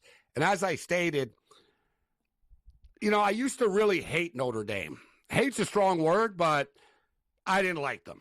Like, as much as Ohio's, like, they were right up there. Like, they just sort of bothered me, Notre Dame. They always had, I was like, you know what? Screw Rudy. Screw your leprechaun. Screw, you know what I mean? Like, your little golden dome and, F you. Like, you know what I mean? Like, Never Joe Montana game because that wasn't even real. That never happened. Yeah, I like that. I was on the Dan Patrick show. That was the best. Well, you know what? I'll tell you what, too, I've noticed. I don't want to say something out of hand here, find out I'm sick or I'm going to look like a jerk. Yeah. But, I haven't seen Rudy around this team at all. Like, it seems like Marcus Freeman's like, no. Like, we're not. Like, everything I just said is like, no. Like, like, they're almost, like I said, Kev, if you look at them, they're not really like Notre Dame anymore. You're right. They wear different jerseys. They don't lean on the Irish leprechaun stuff at all, bro. Like, it seems like Freeman, people don't talk about it because they're good, but seems like he gets it. He's like, no. Like, we're not in this Rudy stuff. And, like, that's no. You know what I mean? We're a new team, and we're not living in the past where this is a new identity that it's my team, new identity. But, yeah, the Rudy stuff with the movie, which is, I get it. It's a good movie. But it's made up. Is Babano with us now, too? Is he in camera ready? Yeah. All right, there's Babano. Yeah, the thing with Rudy is he was on the team, and in the movie, whatever, all the players walk into the coach's office and say they're not going to play, and they give their jerseys. That obviously never happened. That was for dramatic effect. But Joe Montana was the quarterback on the team that Rudy was on. And Dan Patrick said, the anniversary of Rudy, Joe, what do you think? Joe's like, I don't want to be a jerk, but he goes, I got to be honest. I don't really even remember Rudy on the team that much. And he goes, I kind of, and he sounded bitter though, Cam. It was almost like it bothered Montana, like he's made all this money or something, right? Like he's like, he goes, and I can guarantee you, he goes, no one on the field was chanting from the play. And Joe Montana just like destroyed the Rudy story basically about, he's like, nah, that never happened. He's like, no. Like, and then he's like, I kind of barely remember him. And like, he sounded bitter about the money or something.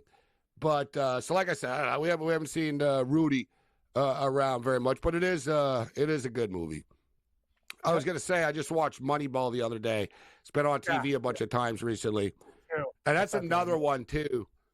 That's another one, too, that's been embellished, right? Like, David Justice never got into an argument about, like, Billy Beane never, in that whole batting catch thing. Like, David Justice wasn't the jerk that they made him out to be, number one. And Art Howe, too, by Seymour Hoffman. Yeah. Art Howe was made to be like a grumpy son of a bitch that hated everything and like, and it wasn't true at all. And Art Howe was all excited when he saw the premiere with his wife. They were all excited because Brad Pitt and stuff. And his wife left crying. She's like, that's not you. What did they do to you? Yeah. He says it's the reason he never got hired again because of the image that was portrayed of him being anti-analytical. And he said the movie, and he said basically, I don't know why they did me like that. The producers even apologized to him. They sent him a letter and basically, or whatever, an email, whatever, and they basically told him, listen, it's a movie. We had, we added whatever things for dramatic purposes. It was the same thing with the Laker stuff on HBO about like they made out Jerry West to be some monster and stuff, that he smashed the trophy and that he didn't want to draft Magic. It was like, it's like it never happened. Right. And like they were pissed. Like people were like, and even I said there was enough drama around the Lakers that you don't need to make things up. Exactly. Right. But they do. We'll get to it, though. Gabe. Here's the deal. They don't mention they had Mark Mulder, Barry Zito, Tim Hunt. They the best pitching staff in baseball. Thank you, Moneyball. Like that's the thing. That's the whole thing. They had like every one of their pitchers was amazing. Their starting rotation. Yeah, but it was like more. An afterthought. The movie was more though about the the changing of the game and stuff. How like they were the first ones to do it, and he was right. They won. Like that analytics is like 101 right now. Like the old school baseball scouts and stuff. Like the scouting scenes in that movie are funny with the old guys and stuff. It was true.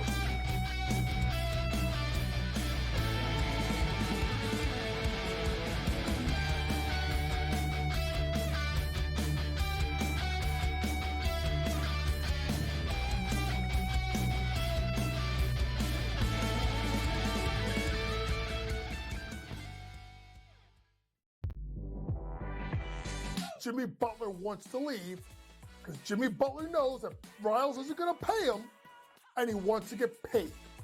Simply put, if they would have given Jimmy Butler this contract extension in the summer when he asked, this wouldn't be happening.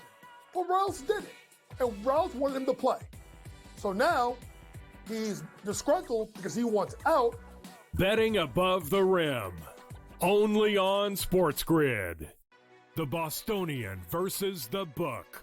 I remember one time, I don't know if Kenny will remember this. I said put 100 on, I think I left it on a text. Put 100 on this horse that won, and then Kenny called me back later and goes, hey, I never got the text. And I'm like, no. Oh yeah. Remember that, Kenny? I would never stiff anybody. He texted me as they're loading into the gate, maybe. Like, it's too late. The Bostonian versus the Book. Statement from Giants president John Mara. Joe Shane and Brian Daboll will continue in their respective roles with the organization. As disappointing as the results of the season have been, Steve Tisch and I remain confident in the process that Joe and Brian have implemented. The Giants, an absolute train wreck, and I love it. The Early Line. Only on SportsGrid. Just 3 games left in this historic college football season. Thursday, Notre Dame. Notre Dame is definitely one of the top teams in the nation. Clash with Penn State. Friday, Ohio State looks to slow down the Horns, with the Buckeyes favored to top Texas. You know what I see? 2 similar plays. Jackpot, Cherry. I'm nimble for a big man. Follow along for every play and every bet with in-game live game day, only on SportsGrid.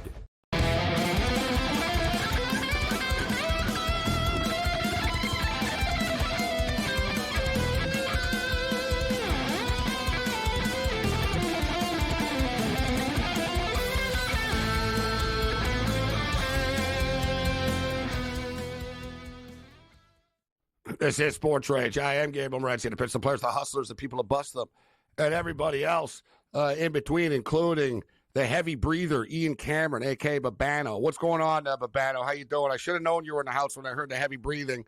How you doing tonight? Good to be with you guys. Happy New Year. It's been a few weeks since I've seen you. It's good to be back. All right, good to see you, Babano.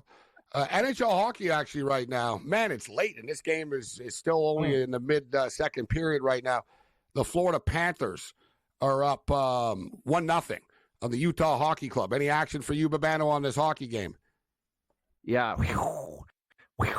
We're on the Florida Panthers here. Nice bounce-back spot for them, I thought, coming off the loss to Colorado the other night, catching Utah. Utah's not playing well at the Delta Center. I thought, playing in front of this building with 15,000 people in it, more people than they got for their home games in Arizona would give them a good home ice advantage. But they are 5-11 at home this year. They haven't played good on home ice, and Florida coming off the loss against Colorado. I thought it would be a good spot to back Florida, and so far they're up 1-0. You are right, Babano. We were talking about earlier from a home field perspective, but I've been saying this for years. When people always say, oh, the building is going to be rocking, and, a team is going on the road, and it's going to be loud, or blah, blah, and all this stuff, it means nothing. Because anybody that watches the Utah Hockey Club, the fans are pretty rabid, actually, right? It's new to them. They're really into it. It's loud as hell. It's a great environment, right? It's not a hockey arena, and the sightlines suck, etc. But, the fans are into it. So, and like you said, they don't win. And you figure with the altitude, they'd have some sort of little weird advantage, too. That's why I like a lot of stuff about on paper that people will throw out there. It's not logic. Like it seems logical, but it's not, right? The The Canucks are another playing one. out that way. Right. Why are the Canucks a bad home team? They sell out every game. People are into it, right? Whatever. They're better on the road. Like, there's these weird anomalies, but you're right. Utah are not a great. They haven't been a great home team. NBA basketball.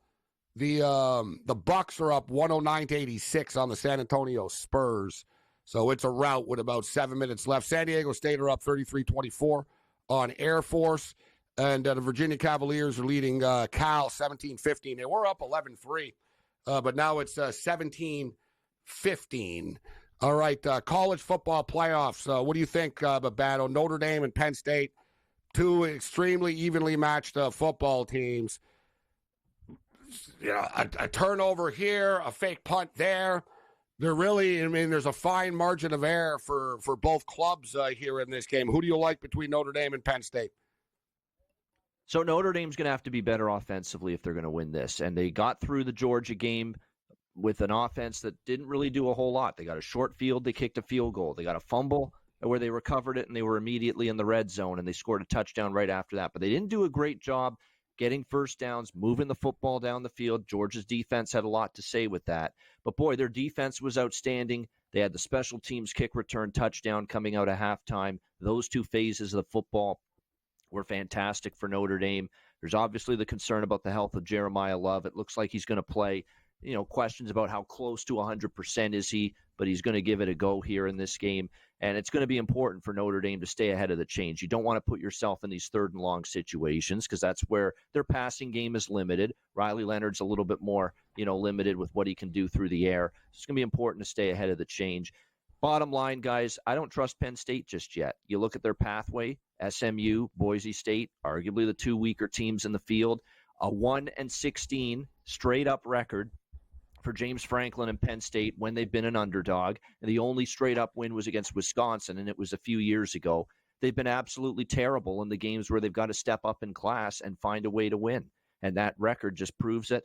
I think Notre Dame's defense will be the difference. I think the ability for Riley Leonard to run with the football, which we saw last week against Georgia, was very important to keeping a lot of those drives going for Notre Dame. I think they will pull out a very close game, probably a low-scoring game as well. And there are a bunch of props I like in this game. It's a really good prop game. I like Jordan Faison, the receiver for Notre Dame. His receiving yards are in the 40s.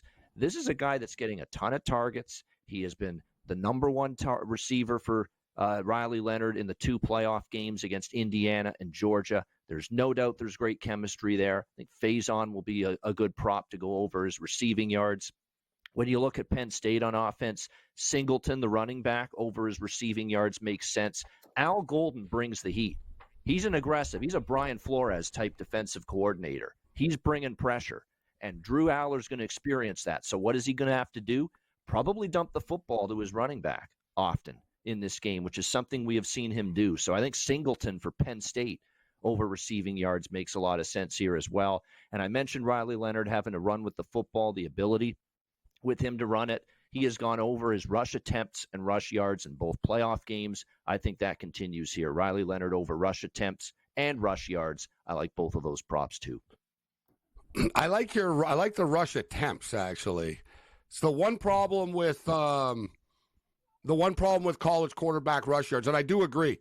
Riley Leonard, and even Marcus Freeman admits it and says it, and even Riley Leonard sort of admits it and says it. Like, how does he do it? They don't really know. You know what I mean? You know what I mean?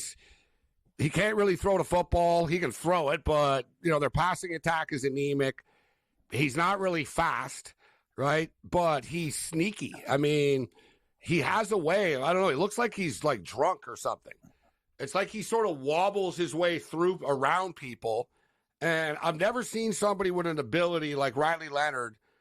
The kid, really knows how to fall forward for, 3 yards at the end of these runs. Yeah. He sort of, he dodges a couple of people, and it looks like, well, whatever, he's going to get 3 or 4 yards. And then he does that little scoots out of it, face first. He can 50 on his feet. Yeah. Not fast. Yeah, he just sort of does that face first dive, and next thing you know, you're like, damn, he picked up 7 yards out of that, huh? And it's like, then he does it again after, and it's like, man, this guy's sneaky athletic, and like, he's just sort of has football IQ. I think it's the best way. He sort of knows, all right, go here. Like, he just sort of like it's in slow motion. Their passing attack, you're right. They've manufactured big plays, but I do agree two things, that if you're Penn State, dude, SMU, whatever. SMU shouldn't have been in the playoffs. They were playing in the cold on the road. They turned the ball over repeatedly. The Boise State quarterback sucks, right? All they had to do was shut down Genty. Miss that field goal on the first drive. What if they put points on the board on that first drive? Put a little pressure. What if their quarterback doesn't throw an interception with 8 minutes left when they were coming back? They were right in the game. Exactly. Like if Boise State had a caliber quarterback, they were in that game, right? Like their quarterback was missing wide open guys and stuff. Notre Dame won't make those mistakes. Notre Dame aren't going to hand the football, give the football away like 4 or 5 times like these other teams do. All they got to do is really shut down. Craytron Allen is a beast, so you got to shut this kid down. Singleton's good too, but we saw Craytron go off, and he got Tyler Warren. But I'm with you, Babano, in the sense that they're both going to get pressure on the quarterback. They're both going to cause havoc. Both their wide receivers are going to get shut down by the other team's secondary. So basically, I trust Leonard more to just sort of turn in a negative play into a positive play a little bit more than Aller. Right? Aller's not mobile. Like, he's going to throw the ball away. He's going to panic, I think, a bit against this Notre Dame I like an defense. interception prop on Aller. I think he throws a pick in this game. Yeah. Yeah, I can see him throwing up there. Yeah, you're right. He's going to get back foot like, I got to, get rid of it. On the flip side, you're right about Jeremiah Love. He's not 100%. I don't know what we're going to get from him. They're going to need to find a couple of big plays. And I hate betting unders, guys, but this one I don't see them getting to like 40, 46 points. It'll probably be 7-3 at the half or something. Like, watch it be a track meet, Cam, but I don't think so. No, this is another good one for 10-point teasers. You're talking about it. Yeah. You can mix them with the NFL, too. I'm going to do it, actually. I'm going to throw this in. You want a good one? Notre Dame, Penn State, under 55. They're not getting to 56, these two teams. Ohio State, Texas, over 43. And the Buffalo Bills.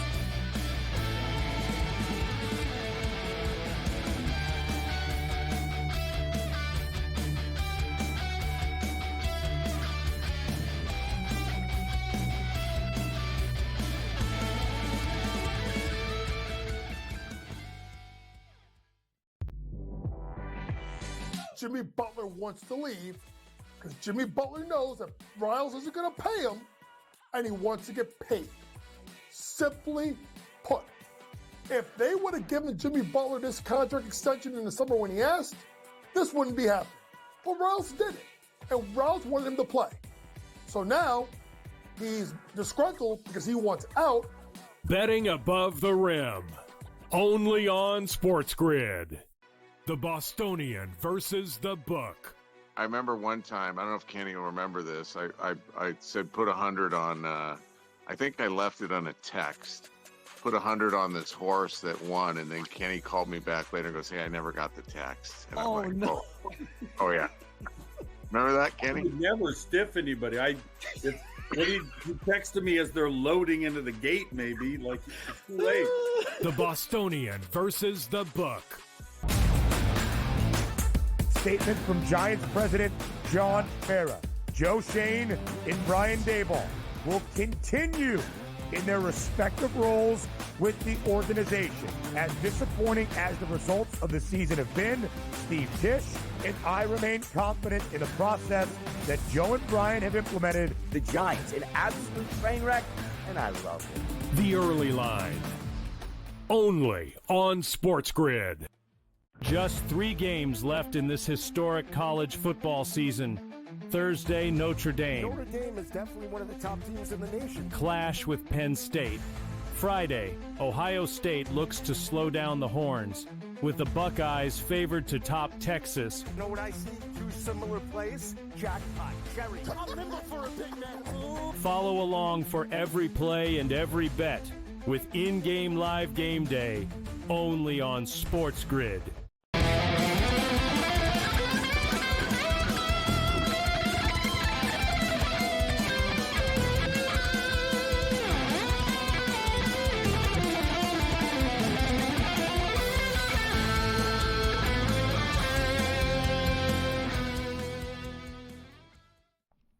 This is SportsRage. I am Gabriel Morency. I wanted to tweet this out, but I got caught up in the LA Fire coverage, but I just hit a same-game parlay. I don't do a lot of these. I'm not a big, same-game parlay guy. But tonight, I saw the Bucks were playing the Spurs, and I was like, you know what? I'm going to take both these studs to go over 10 rebounds. I barely got there. Same-game parlay was minus 120. Giannis to have 10 or more rebounds, and Wembanyama to have 10 or more rebounds. Giannis 16, and Wemby finishes with 10. So I barely get there, but it hit. So it was a nice little. I wasn't sure if that was going to hit. So put the winner on the board there. Cal and Virginia. Cal are up 23-21 right now. This game is as low scoring as you would think. In-game total 123.5. Air Force and San Diego State is 125.5 right now. I'm assuming in the morning, guys, they're going to announce, too, that they're going to play this game in Glendale, Arizona. There's no way you can play football Monday. Like, I'm watching it still here. The fires are still going on in Hollywood right now. So I would expect this game to be moved to Glendale, Arizona. The Minnesota Vikings are 1-point favorites in this game. All right, so Notre Dame tomorrow night. And as I stated, guys, Babano brought up the rushing yard props. But the thing is with quarterbacks in college, and I don't know why they do this. I don't get it compared to the NFL. I want to ask an odds maker, but why do they count sacks against quarterback rush yards in college? And a good example is in the last college game, who was it? It was Leonard. It was I think it actually was Leonard.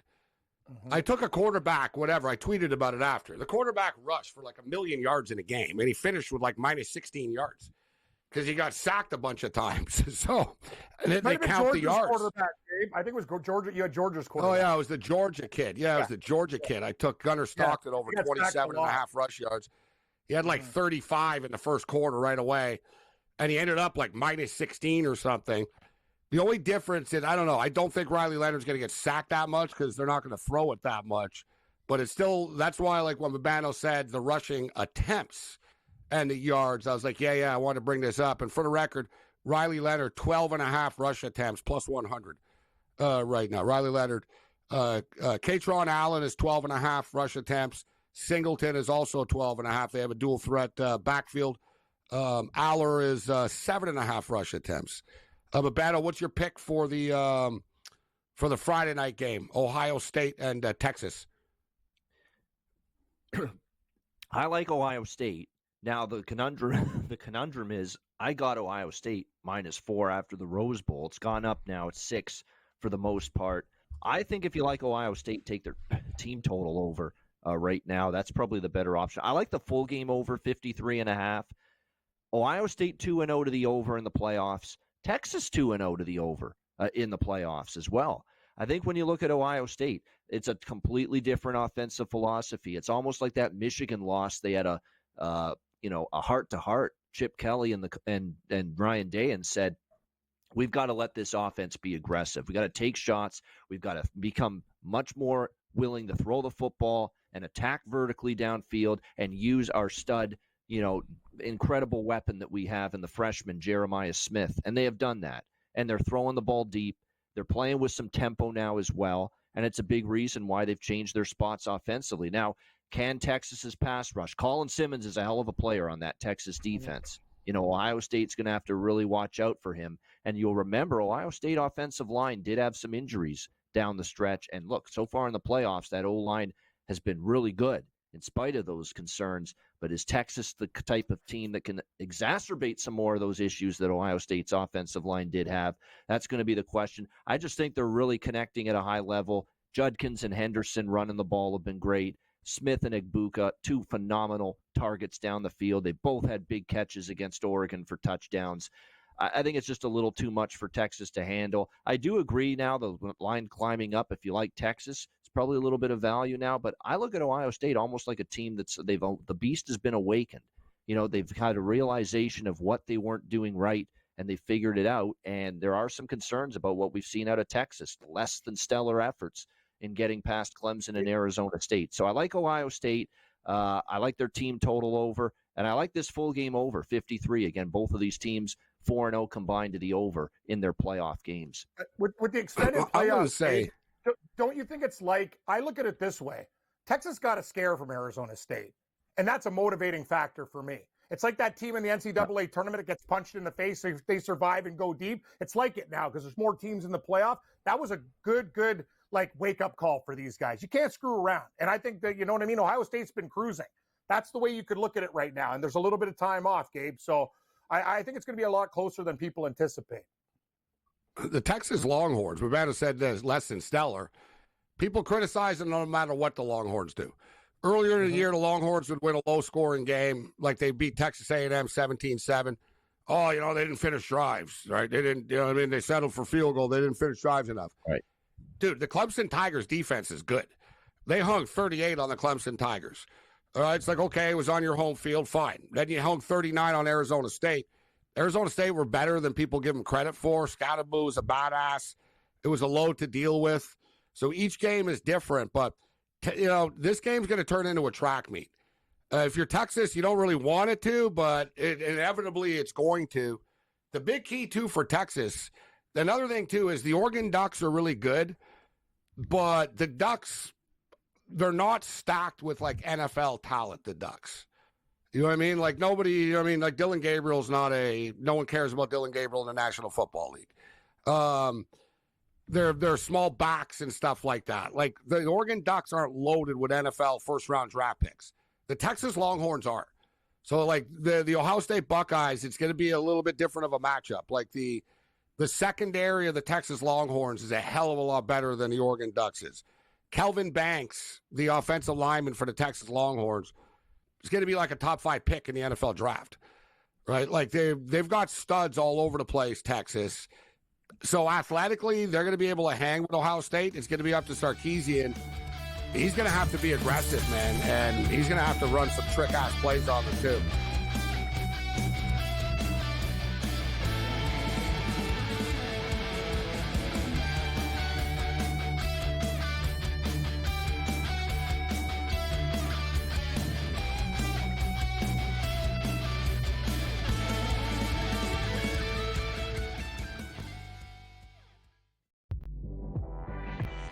Jimmy Butler wants to leave because Jimmy Butler knows that Riles isn't going to pay him, and he wants to get paid. Simply put, if they would have given Jimmy Butler this contract extension in the summer when he asked, this wouldn't be happening. But Riles did it, and Riles wanted him to play. So now he's disgruntled because he wants out. Betting above the rim, only on SportsGrid. The Bostonian versus the Book. I remember one time, I don't know if Kenny will remember this. I said put 100 on, I think I left it on a text. Put 100 on this horse that won, and then Kenny called me back later and goes, hey, I never got the text. And I'm like, no. Oh, yeah. Remember that, Kenny? I would never stiff anybody. He texted me as they're loading into the gate, maybe. Like, it's too late. The Bostonian versus the Book. Statement from Giants president John Mara.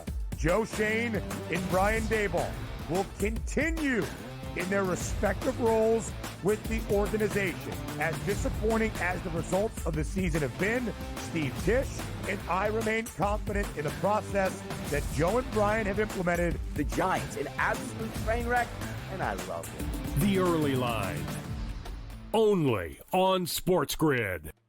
Just 3 games left in this historic college football season. Thursday, Notre Dame. Notre Dame is definitely one of the top teams in the nation. Clash with Penn State.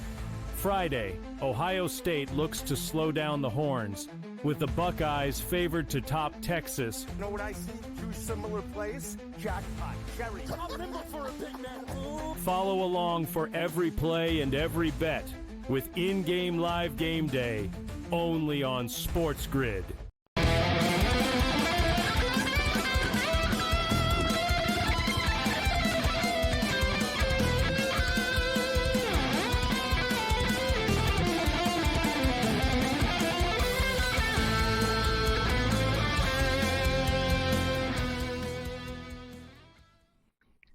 Let's roll. This is Sports Rage, Sirius XM Channel 159, SportsGrid Radio and Television Network. All right, we're up against it right now.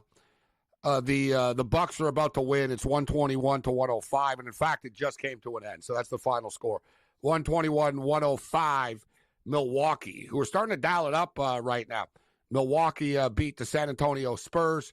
2 college basketball games going on. San Diego State are up 15 on Air Force. It's 39-24 early in the second half. They're laying 21.5 now. In-game total is 126.5. And Cal are up 35-32 on Virginia, now conference opponents. Cal up 35-32 on Virginia. In-game total is up to 136.5 right now. All right, so we got the Sony Open. We hit the TGL and hit the win with the Bay Golf Club. Next up is LA Golf Club against the Jupiter team with Tiger Woods. But we got the Sony Open going off the board. We had Brady Cannon earlier. Cam, what do you got in the Sony Open?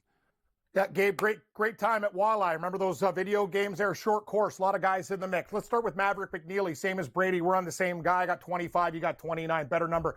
Babano, we talked about Austin Eckroat. Watch out for him. He's the best young golfer. People will find out about him this year. He's amazing. 40-1. Kurt Kitayama, the UNLV product, playing very well and loves short courses. 48-1. Sepp Straka, perhaps the most underrated player. All he does is get cash paychecks and top tens. I like him at 50.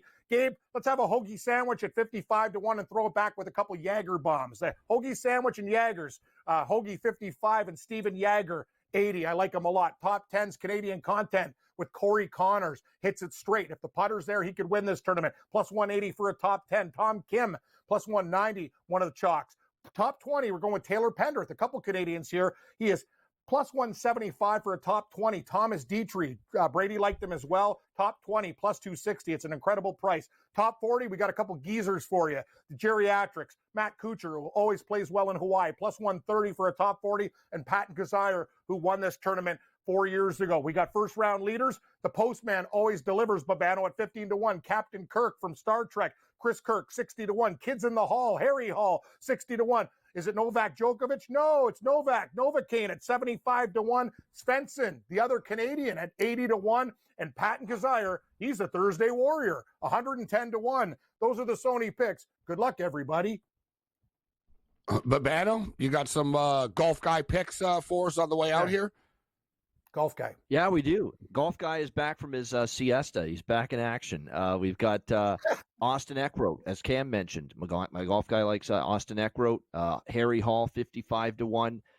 Harris English, 80-1. Andrew Novak, 90-1. Lucas Glover, 120-1. And Patrick Fishburne, 140-1. And Patrick Fishburne's someone I've noticed has been golfing better lately myself. So there we go. Good long shot. I agree. All right. I'm going to go with Team Canada, if it is still Canada, not the 51st state yet. Corey Connors. Give me Corey Connors, 17-1 to win this tournament. I'm keeping it simple, Cam. Corey Connors to win the tournament, and I'll take Corey Connors top 20 minus 110. Even money, minus 110, top 20. Brady Cannon warned, he goes, I got to warn you about Corey Connors. But he really didn't have, there was no warning. No reason. There was no reason, no golf reason not to like him. The only reason Brady Cannon is worried about Corey Connors is because Corey Connors is the third most bet golfer on the board in this tournament for whatever reason. And for the record, all the hipsters are on the Clanton dude. Yeah, Luke Clanton, 45-1. Hot pick this week. If he wins. It's the Clantons, the old school OK Corral. They're taking I think people just like him. His name is Clanton. He's actually this a really guy's got good rivals. golfer. You're Clanton, you got rivals. Yeah, it's like the Hatfields and the McCoys. It's the Clantons. Doc Holliday. Bill Clanton. I don't know why people love this guy. Mike says JT Poston, first round leader. You got a first round leader? Yeah, What's your first round leaders? Yeah, my first round leader. I could play my guys, but Poston 50, Kirk 60, Hall 60, Novak 75, Svensson, the Canadian at 80, and Kazire 110. Sprinkle. Love Poston for first round leader. So we're going to be on the Notre Dame Fighting Irish tomorrow, although It's a great game to tease, guys. So follow me on Twitter X. I'll post some teasers. I'll probably do a video, actually, for both college football games. But the Ohio State game's not a great teaser game. But this Notre Dame game is. I mean, you can get Penn State +8, under 52.5, or even Notre Dame +6, under 52. That's what I'm looking at. Other than that, you're on your own. Later.